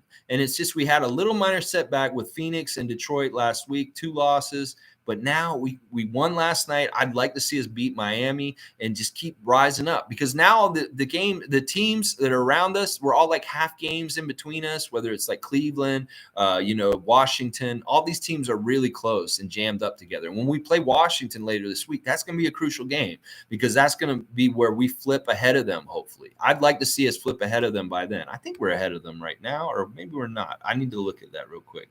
Let me see where they are right now. Oh, yeah, they're behind us. We need to make sure they stay behind us. That's basically what I'm saying. We got to keep ahead of them. All right, let's keep going. Fun guys, 4th in the East, 45-plus wins is my prediction still. I think we're still on course, Darren. I think you're right, 45-plus wins. I don't know. I said 40. I want to get over 500, obviously. So 45 wins is a good mark to have. And 4th in the East is very doable too. I think I'm with Darren. Actually, his predictions are pretty much what I'm saying also. This team has been undervalued. We've always been undervalued. They always have this shocking narrative. The Raptors are better than they're supposed to be. Motherfucker, maybe it's just that you keep like lowballing us on your predictions. And maybe you just need to adjust that. Like, the Raptors are so much better than they're supposed to be. That's because you give us a discount at the start in your own head about how good the Raptors are supposed to be. That's the only reason why we're better than we're supposed to be, is because you give us a discount at the very start. It's hilarious. I love that. Second half season, Raps will be a lot better. I totally agree with this. It really has to do with health. We need to stay healthy. We can't have massive guys out, but also, like, honestly, the synergy will get better and better. And even with just a 6-man rotation last night, it was pretty powerful what we did. Amazing what we did last night. All right, let's see.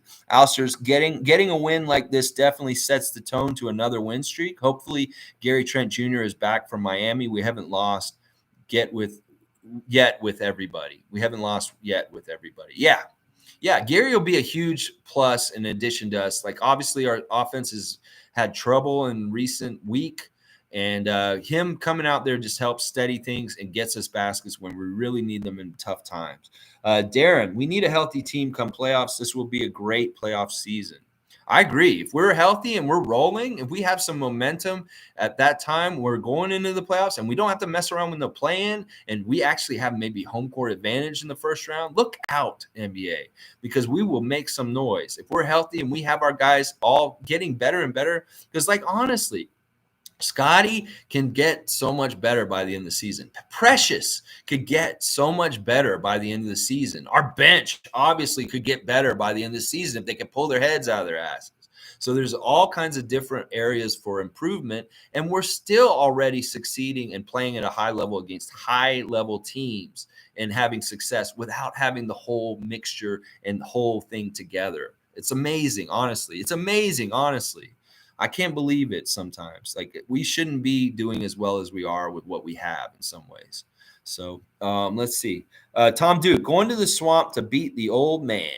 Going to the swamp to beat the old alligator trapper in the Everglades. Yeah. Okay, Tom. I mean, I want to do this tomorrow. So tune in tomorrow. I'll have my real mascot matchup between the Raptor and the Heat. Yeah, I'm going to think of it, make it real creative. And I know that these are the same matchups over and over again. So if I'm going to do these often, I'm going to make the story different every time, and it'll pertain to it. Because obviously, we're going to play the Heat 2 more times in the next couple weeks. So this may be a Raptor versus the Heat matchup over and over again, real mascot battles. Just for you, Tom Duke, because I know you enjoy that component of the Raptor Freak stream. And we'll do it tomorrow around 9:30 a.m. for the preview for the Miami game tomorrow. Yeah, you're going to hear it. It's going to be fun. The COVID stuff has made the Raptors very adaptable. This is a strength.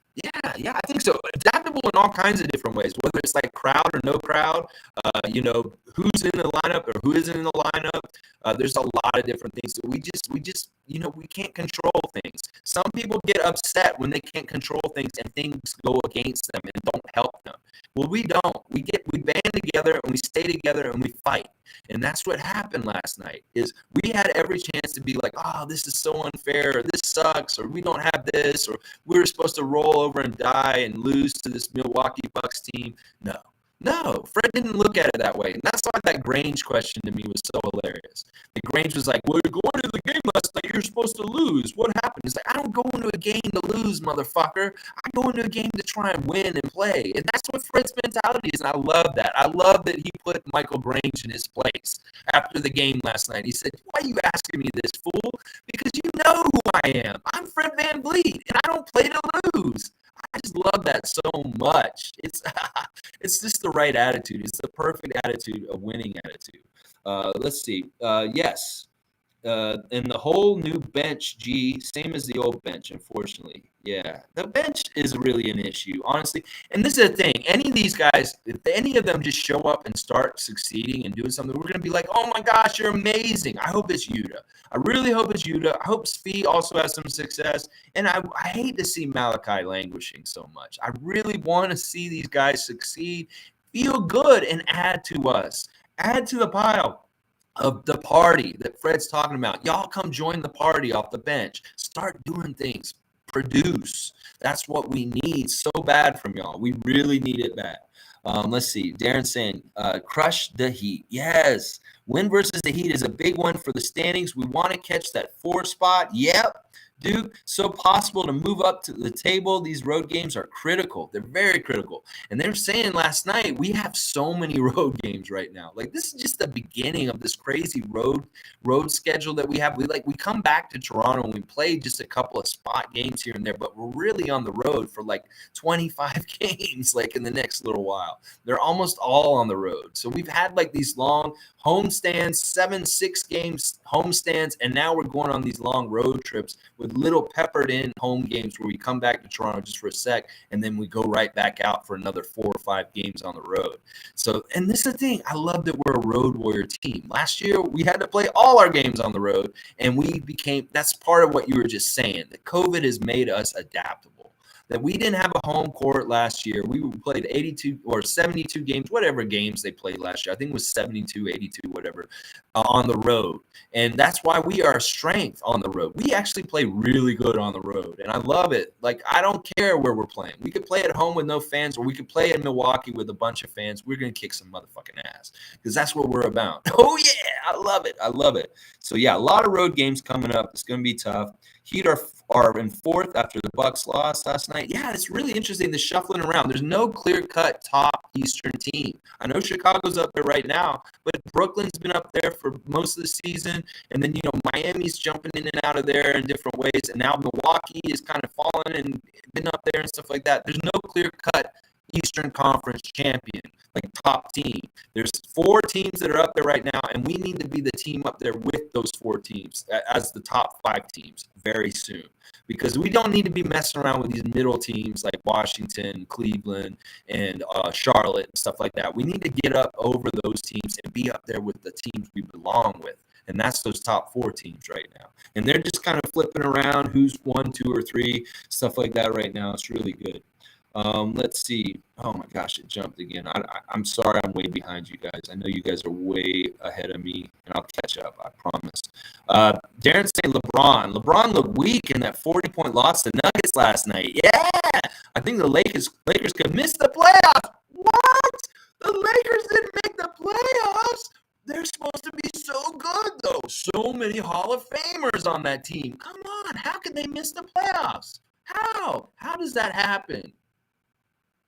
I think it's because LeBron, he sets the tone and he doesn't want to do all the work, but he also wants to do all the work. This is the weird thing about him. He brings Russell to his team. He's like, he's still so controlling. But in some ways, he's too old to do what he used to do at this point. So he has to rely on these other guys. But still, to a degree, he's like, I have to do it still myself. You know how irritating that could be if you're working with somebody else and they're like, yeah, you do it. I need you to do it because I can't handle it. But then they still come in and try and do it all over you anyway. That's annoying. And that's part of why he's a problem for his own team. Is that he's trying to do everything all at once. He can't do it all at once. And then he's also like, you guys help me out. But then he's still trying to do it all himself. I don't know. The problems for the Lakers, I just mirthfully am gleeful about. I have no problem with the Lakers missing the playoffs. That would be fantastic. It'd be awesome. Honestly, it would be just exactly what the NBA needs to get, is a kick in the ass that they need to stop promoting teams just because of their star power and their potential. And they need to start promoting teams that are actually playing out of their potential and being high caliber, high excelling team like the Raptors. They need to promote the Raptors more. They will eventually because they're going to have to, because they can't ignore us. At some point, they're not going to be able to ignore what we're doing because it's going to be coming. Tom Duke saying the West looks stronger than the East this year. LeBron, the baby, not going to make the playoffs again this year. I could see that. Like, seriously, we're saying this, but it's very true. They're below us in the record right now. Like, we have a better record than them. They shouldn't have such a bad record with what they have on their team, and they're promoted and they're so pushed, but they're worse than us.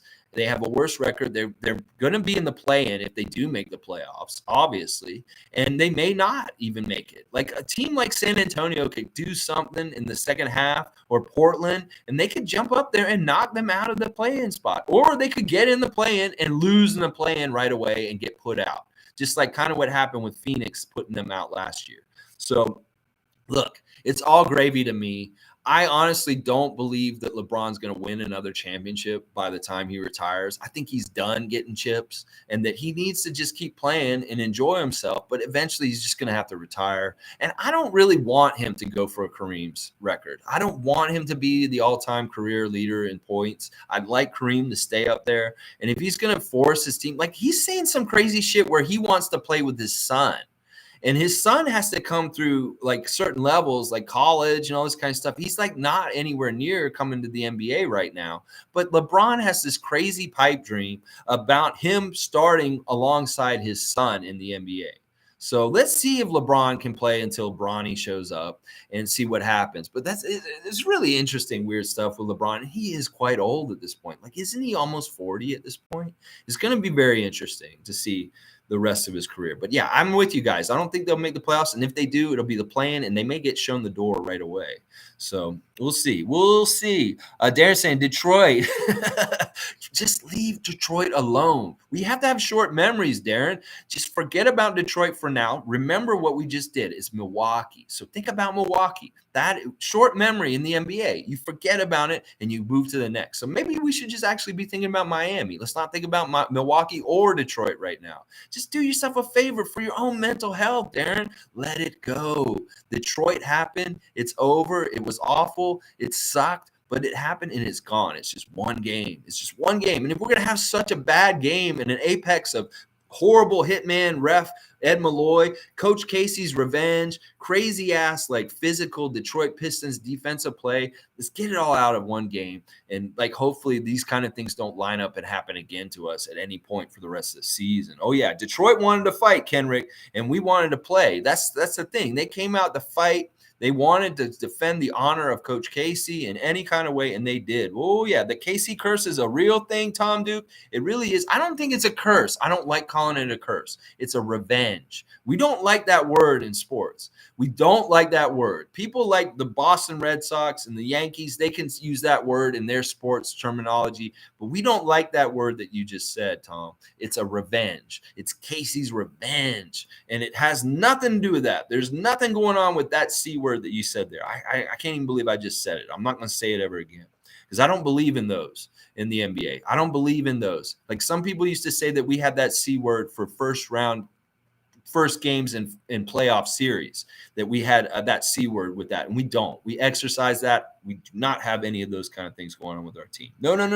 The only C thing like that on us is the NBA C on us, against us, being anti-Canadian and not wanting us to be promoted in the States. Okay, Raymond Jacob, hypothetical scary question. If we ever had to face Detroit in the playoffs, who's going to win the series, Nurse or Casey? This honestly, that would be like a first round matchup, I would think, and we'd probably be the higher seed, depending on things. Just going realistically by current things in the NBA, so we'd have home court advantage. It's tough. It's tough to say. It's a totally different thing. Like I said yesterday, Casey is not necessarily a good playoff coach. He's good to a certain level, like maybe the first couple rounds, but at a certain point, he gets out coached usually because he's too stubborn.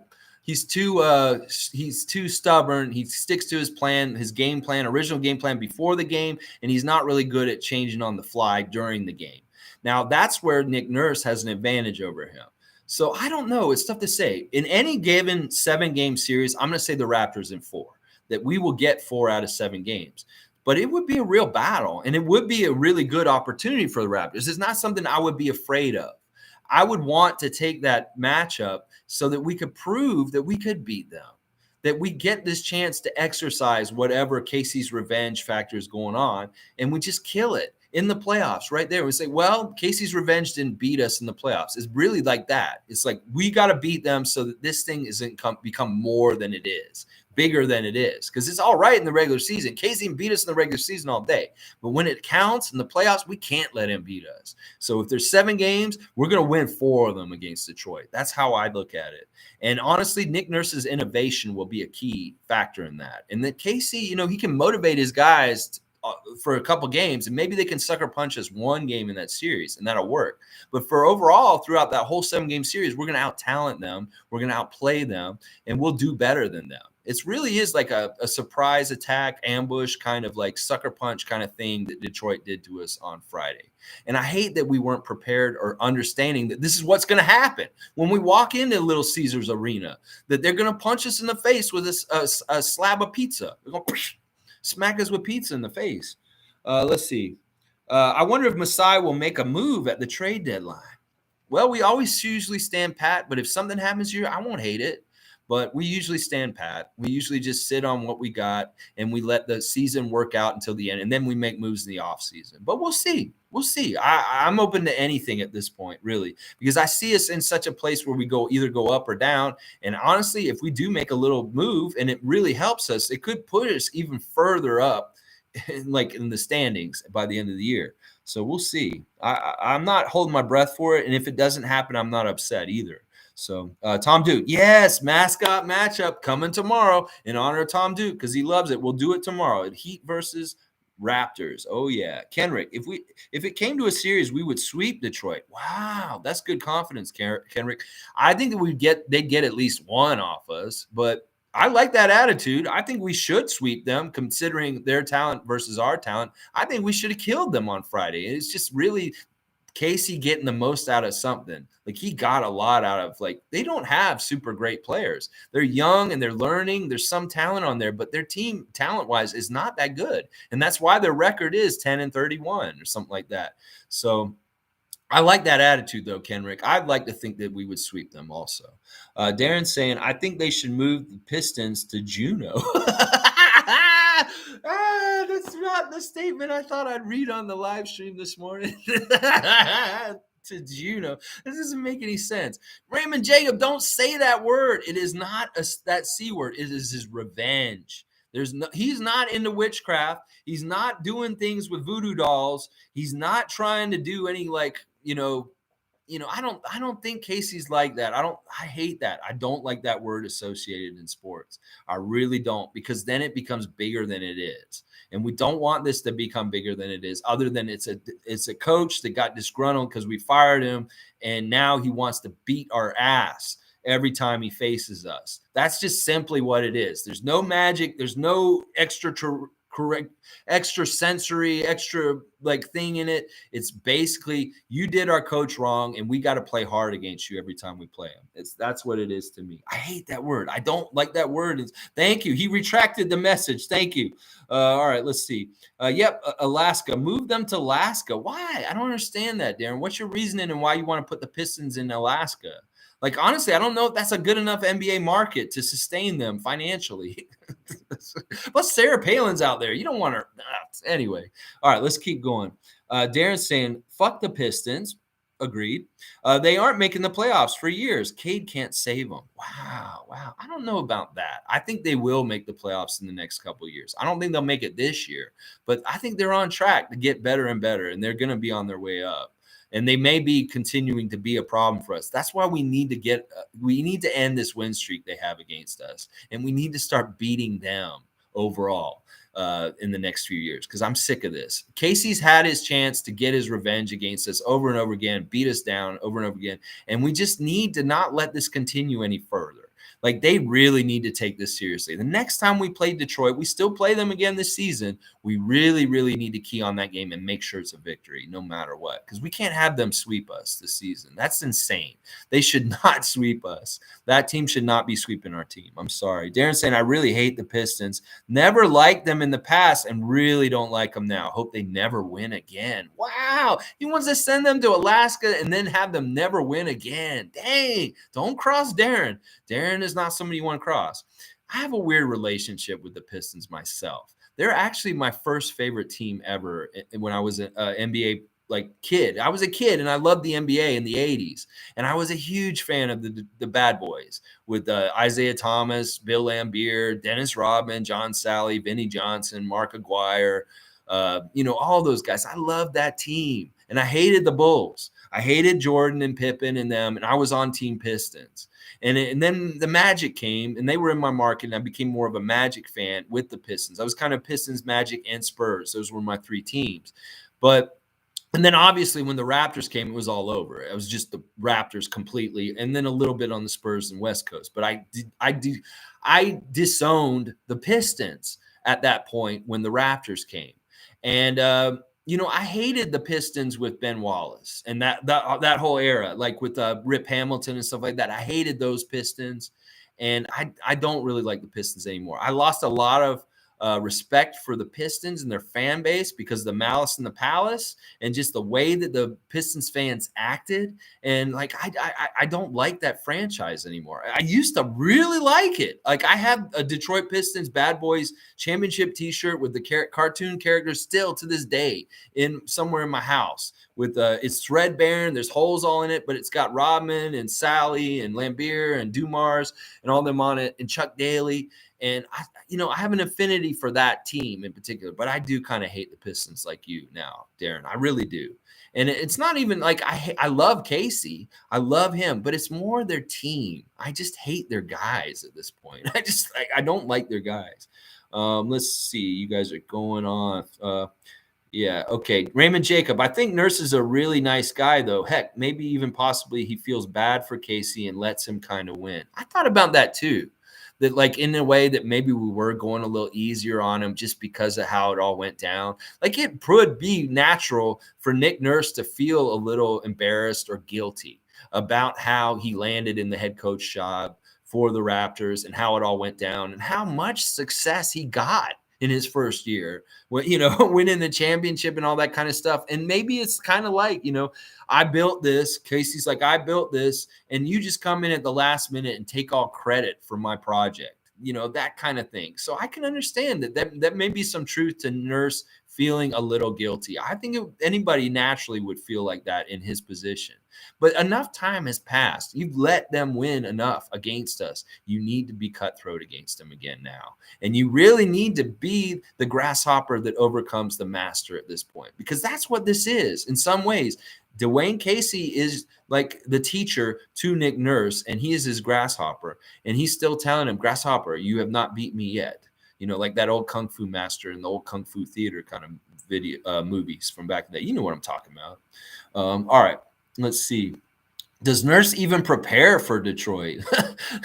That's interesting. You got to wonder about how the way they came out and started the game on Friday. Yeah, do they? I mean, honestly, I'd hate to think that they took them so lightly just on the record, because they really shouldn't have. Like in the preview, I was saying I'm worried about this game tonight. I don't understand why they weren't. And I'm not even on the team. Darren, LeBron is not Gordie Howe. He is dreaming. Ooh, that's a good one. You don't think he's got the longevity in him to make it that long. Kareem's mark is so high up. I can see him getting past Karl Malone. Yeah, he did that recently, right? Didn't he? Has he been past Karl Malone yet? Karl Malone's second on the list. So I don't know where LeBron is exactly with that, with the 30,000 something points that Kareem scored in his entire career.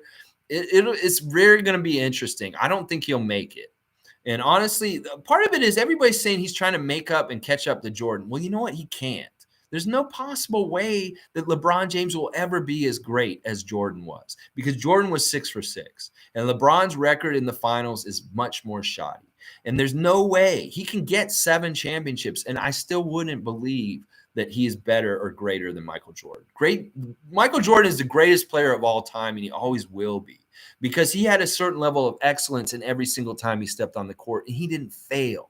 And that's the difference between you and LeBron, Michael Jordan, that you didn't fail, and LeBron has failed many, many times. And the more current NBA fan that thinks LeBron is greater than Michael, he isn't. You just are too young to understand exactly what Michael was. And I will tell you right now, I hated Michael Jordan. I thought it was too easy to him. I hated that first three-peat in the 90s. But the second three-peat, I was all for, because my man Dennis Rodman was on that team. And I go with Dennis wherever he went. And it went against my wiring to cheer for the Bulls. But I did cheer for the Bulls when Dennis was on that team, because he's my favorite player that ever played in the NBA. And I had to go with him. And I wanted him to win more championships. So I was with the ride with that greatest team when they won 72 games and all that stuff that they did in the later 90s. I was with them. But yeah, LeBron will never be greater than Michael. It's impossible. He cannot do it. And he will never win over old school real fans like me that have been watching the NBA and studied the history of the NBA all throughout, whether it's studying the Celtics in the 60s, Wilt Chamberlain, George Mikan in the 50s, all the different stuff, all the different eras of the NBA. To me, Michael Jordan is the greatest of all time, and he always will be. And you can't beat him, LeBron. Don't kid yourself. And it's going to be a youngster who comes up who possibly can be as perfect as Michael and do better than him, that can be the greatest of all time, but it's not going to be LeBron. He's already ruined it, honestly. The Lakers situation may stop owners from allowing star players to put together the team. Oh, yeah, it should. And it should. This should never have gotten to this point. It's LeBron really has been the consolidation of so much talent in one single player in the NBA that he had so much power in this league. And some people have said there's only 3 people that have huge amount of power in the NBA right now: Adam Silver, LeBron James, and you know who the third name on that list is? Masai Ujiri. Yeah, the 3 most powerful people in the NBA are those 3 people. Adam Silver is obviously the most powerful because he's in charge of the league, but LeBron's second. And that's partly because he set the tone of this free agency, this super friends gathering of superstars to try and win all this bullshit. It's going to go out the window. Once he retires, Chev has been saying this. I'll say it too, because he's exactly right. When he retires and Kevin Durant leaves too also, this super friend shit that's been going on with teams is going to go right out the window. And the NBA will change the rules, or something will happen so that they will never, ever allow a player to have that much consolidated power himself. And it really is that he's such a superstar and he causes so much revenue for the NBA that he has that much clout. And it's going to change. It's going to change. They're never going to ever build somebody exactly like LeBron like that, or let him be so dominant like that, because it has been bad for the league. It really set a bad tone when the big 3 went to Miami and did what they did at that point. That was a really bad thing, and it broke the NBA for a little while. And now we're finally, hopefully, going to probably get back to more some semblance of order where real teams built together and not just coasting on 3 superstars in a skeleton crew otherwise is not the way to build or win championships. That it'll be shown the door as ineffective in winning championships. And it's been shown that in the last few years, whether it's the Raptors beating Golden State, whether it's Milwaukee last year, these are the kind of teams that are going to win more and more championships in the coming years, and not these super teams with 3 superstars like Brooklyn and the Lakers are trying to build. That's not the future. That's the past, and we're the future. We're setting the trends, positionless basketball. Guys can do everything on the court, and that's what's coming. And the rest of the league doesn't want to see it, but it's going to become more and more evident and real as we get better, and they're going to understand it very soon. Let's see. The league's already changing. Look at the Wall and Westbrook contracts. Yeah, the players don't have as much leverage as they used to in some ways.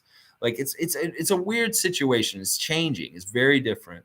They could change some of the rules on retaining players on their current team. Like the birds' rights stuff is good, but they may need to go a step further to try and really encourage guys like Giannis to stay in Milwaukee, Scotty Barnes to stay in Toronto, that kind of stuff.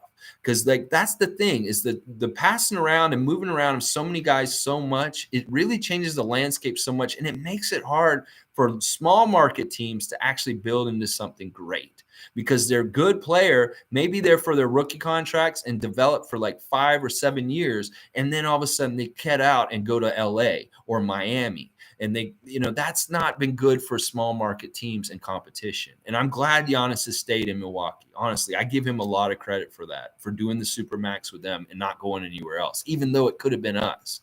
Like, I'm glad he did stay in Milwaukee to a degree. All right, let's keep going.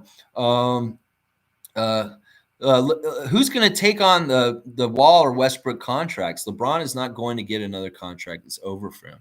Well, he'll get another contract. Come on. Even if he gets like a little piddly one, he's just for 1 year or something like that, he'll continue to play.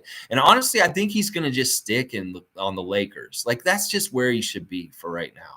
And that's fine. He can't really go down to any other team from the Lakers. The Lakers are the top creme de la creme of perception in the NBA. So if he goes to any other team, it's going to look like a step down as far as prestige.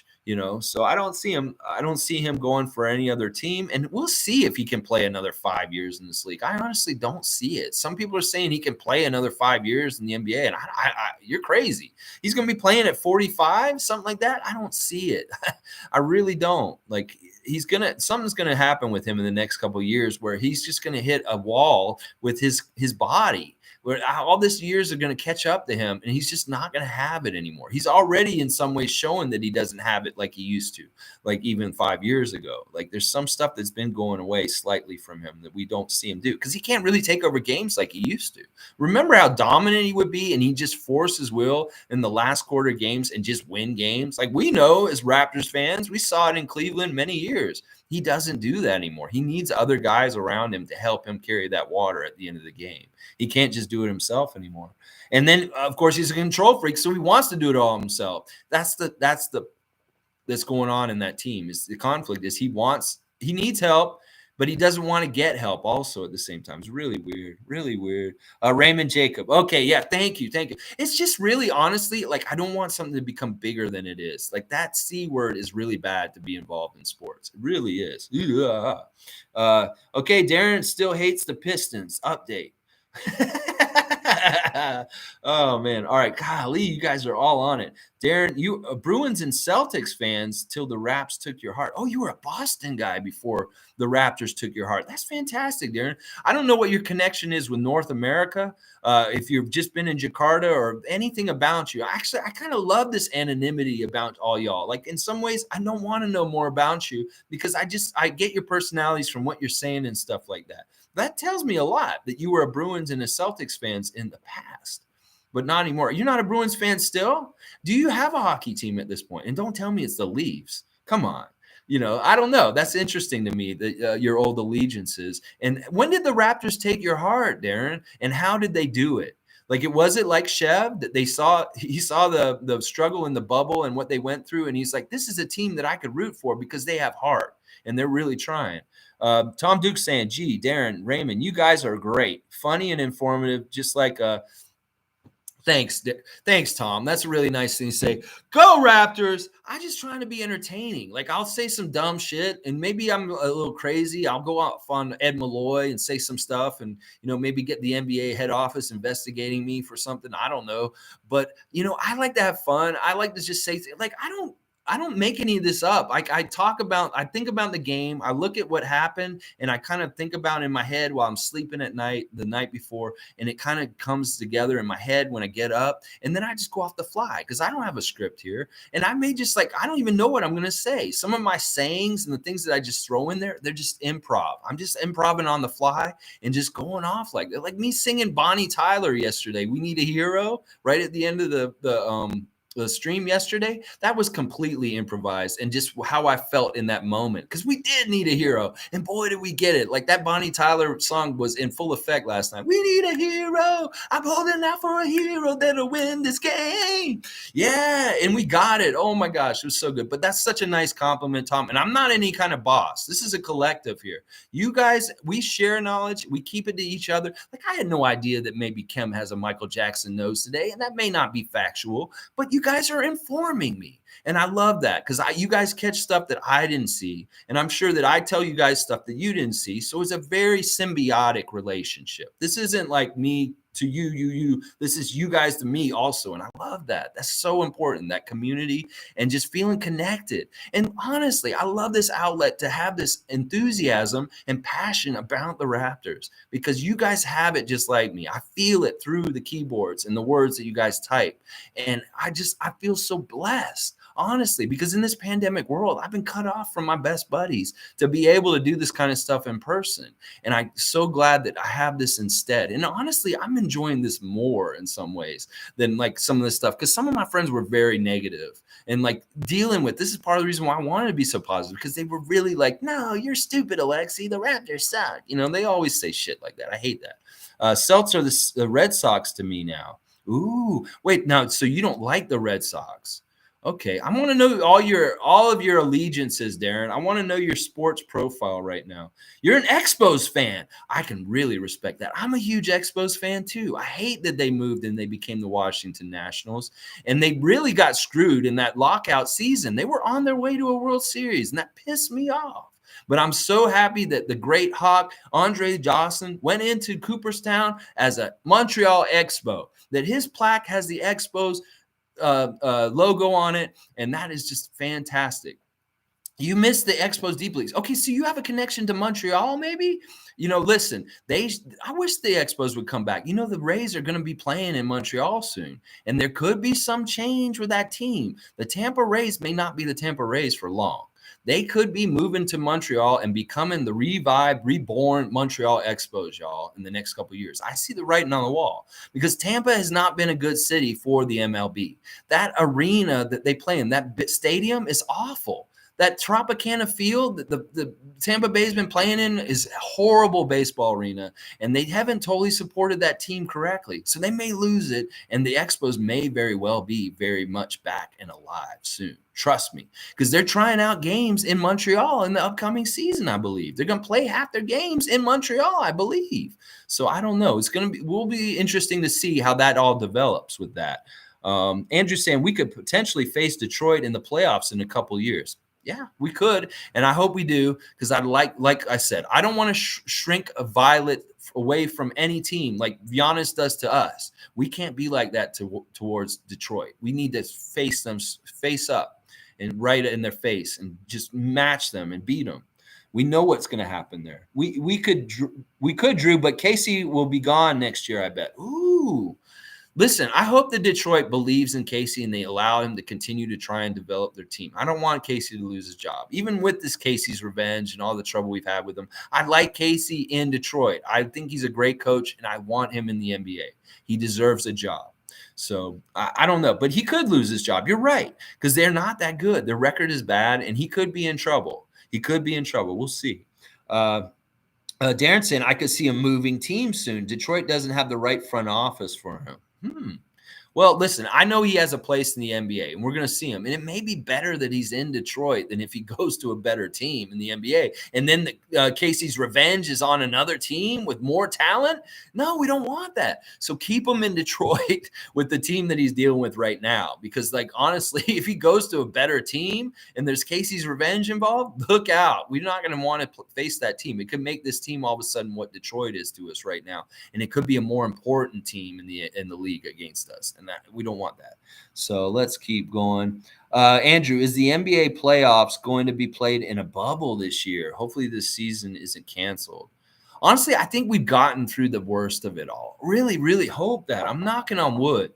Like, seriously, let's just have this be the last time that fans aren't allowed in Scotiabank Arena, that they come back at the end of this month, and then that we're just back for the rest of the season forever for good. No more re-up surges, anything kind of weird happening where the pandemic continues to just get drawn out and causing issues for the NBA. Let's just finish this. Let's just, like, the NBA, the American sports, all the teams have people in the crowds. Like, I'm watching college basketball right now, and they're jammed. College football, all these other sports in America are back to normal. It's just us being overly cautious in Canada right now. And in some ways, I side with what we're doing in Toronto way more than the recklessness that's going on in the States. But it's also kind of like, I think we're through the worst, Andrew, and I think everything will be smooth. The biggest thing I was worried about is the whole border with us being the only Canadian team and the issues that could cause, whether it's our team getting trapped on the other side of the border or our team getting trapped on this side of the border for whatever reason. And we've been lucky with this season. Honestly, this could have been a huge pitfall at any given time, and we've been dodging it and darting around it. So I hope not. I hope that things continue to just get better with people getting booster shots, vaccinated, doing the right things, stopping the spread, and the numbers go down. Hospitals are less full, and then we can open back up in Toronto and have fans at the Scotiabank Arena. The rest of the league is already doing what they're doing. And if they have issues where they have to not have fans in their arena all of a sudden because there's surges in Florida or something like that, they're not going to do that, first of all, because the governor's an idiot in Florida. But this is the kind of stuff. Hopefully the worst is over. The worst was last year. This year has still had some bad stuff, but hopefully the worst is over, Andrew, and we don't have to see any kind of bubble situation ever again. Hopefully. We'll see. Because I don't want to continue to have pandemics over and over again. Like, if it's not coronavirus, what's the next one? And then all of a sudden we have to do something else coming up in the next couple of years. We want to just get good health as a society and just get past this crap. It sucks. It's been the worst. Let's keep going. I don't think they'll cancel anything either. Like, I think that the worst has happened is already passed. And like outright canceling the season or outright canceling anything at this point is just not going to happen. Especially like we're the canary in the coal mine in a way, Toronto, just because we have the most social, conscious, government, that they're going to close down everything and not allow people in the building. So we're kind of the canary in the coal mine. It's really what happens in Ontario with Toronto is going to show the direction of how things are happening. So hopefully we'll just loosen things up. Things are better in Ontario and people will be back in the building, hopefully by the 1st of February. So we can be there to say hi to Kyle Lowry. That's what I really, really hope could happen in the next week or so. It'd be really great if we could get things loosened up here real quick. Darren's saying he thinks that Casey should go to the Timberwolves. That'd be an interesting match for him. That guy who took off on us is their coach right now, Chris Finch. He was supposed to be our offensive coach last year. In the middle of the season, the Timberwolves stole him from us, and he jerked Nick Nurse around and left us in a bad place last year. Yeah. Well, Finch gets fired and Casey takes his job. That's actually not a bad city for Casey to be in. If it's not going to be Detroit. Like I'm saying, I don't want him to go to a really good team. Like if he went to Memphis, that could be a real problem. Like if Coach Casey was the coach of Memphis all of a sudden, that could be a huge problem because they got some scrappy, crazy gangster kind of guys with Dylan Brooks and stuff. Just imagine him coaching them. That would be not good. That would not be good at all. Raymond Jacob, Casey's only chance to win a ring was that year he got fired and missed out winning with Kawhi. He always felt that ring should have been his. I don't know if he actually thinks that the ring should have been his, but he was actually online, like for building that our franchise up and stuff like that. The last year he was here in Toronto, that was a really disappointing playoff. And that was part of the reason why he got fired. is because we did so bad in the postseason that year, considering we had such a good team in the regular season. So that was really what got him fired after getting coach of the year, was that he showed there's a certain limit to him in the playoffs, and that he's a really good developing coach for a team that's developing, that's losing into becoming a winning team. But he may not be a winning team developing into a good playoff championship team. And that's really the crux of it there with Casey and the difference between him and Nick Nurse. But yeah, I don't know. He's not that kind of person to say that should have been mine and like that kind of like grudge that way. It's more like, you did me wrong by firing me the week that I got coach of the year and stuff like that. But I don't think he actually thought that he earned a ring or anything with the Raptors. I don't think he did. Darren saying Omicron is not going to last months. This is the last gasp for COVID. I really believe that, and I hope so. Because honestly, this world needs to get to the light of the end of the tunnel. We've been all working so hard and making sacrifices, at pain and suffering and different things that we've had to go through, whether it's giving up trips, being able to see people, being able to make plans, do different things that you wanted to do. And we just want to get past it and get more back to somewhat normal again. It would be great. Darren's saying, I think that NBA Chev is right. The superstar era is over. I'm with him. I'll echo exactly what he's been saying about when LeBron leaves, the league will go back to being more team oriented. And we're seeing it. That the teams like a team like ours last night that had a team concept that played like with a team mentality with those 6 guys last night, those gutsy Milwaukee 6, that six pack of Milwaukee's best, was that the team concept outweighed the superstar in the game. Like the superstar may have been out there. He may have been the most talented guy on the court, but he didn't have the cohesion in the team concept with the rest of the Bucks that we had as the Raptors did. And that's kind of like in video games, when you're playing like RPGs or something like that, and you put it and plug in different characters into different spots and your team and fighting an RPG, you're fighting a big monster. If you have the right synergy, you get an extra bonus, like a little bonus thing on the side. And what happened last night is the Raptors had the right synergy with those 6 guys in the second half that they got a certain kind of bonus that actually spoke bigger in the game than Giannis's superstardom. And that's what I'm saying, that superstars don't win championships at this point. You have to have a good team concept and a team playing good team basketball. That you can't just have 3 superstars and then a bunch of role players that aren't really that important and win anymore. You have to have a team concept with all the team cohesive. And I love that. I love that trend because that's pure basketball. That's real basketball. Superstars coasting on talent and just trying to win, being lazy off of each other, being there for each other is not the right trend for the NBA. The right trend for the NBA is team concept, Milwaukee Bucks, Toronto Raptors basketball. So I love that. I love it. Let's see. Raymond Jacobs saying, can you imagine Casey watching the Raps parade all teary-eyed? Oh, man, I don't want to think about that. Honestly, I didn't like thinking about DeMar during that whole period of time. Like, honestly, or even Jonas to a degree. There's a sadness with these guys. They put so many years into Toronto and building our franchise that they were shown the door right before we got it. That was sad. Like, I don't want to think about how depressed DeMar got in his first year in San Antonio, because he did. He got depressed and he battled depression that year. Like Casey, he's not going to care. He has blinders. He can be like, yeah, I don't give a shit about that. He probably didn't watch it. But DeMar, he's a sensitive guy. He probably heard him. And Jonas to a degree. Like, honestly, like, how does he feel about Marc Gasol coming in and taking his spot right at the last couple months right before a championship? Like, those two are the guys I worried about more during that whole period of us having success and getting all this stuff happening to us. Alistair, we're coaching against ourselves. They want all our coaches and players. I know, like Chev talks about that. They steal our players. They steal our coaches. It's like our guys are all over in the best places, whether it's Jama in Golden State or Kyle in Miami, DeMar in Chicago, Jonas in New Orleans. These guys go to other places and they're high caliber premium guys that other teams fall in love with.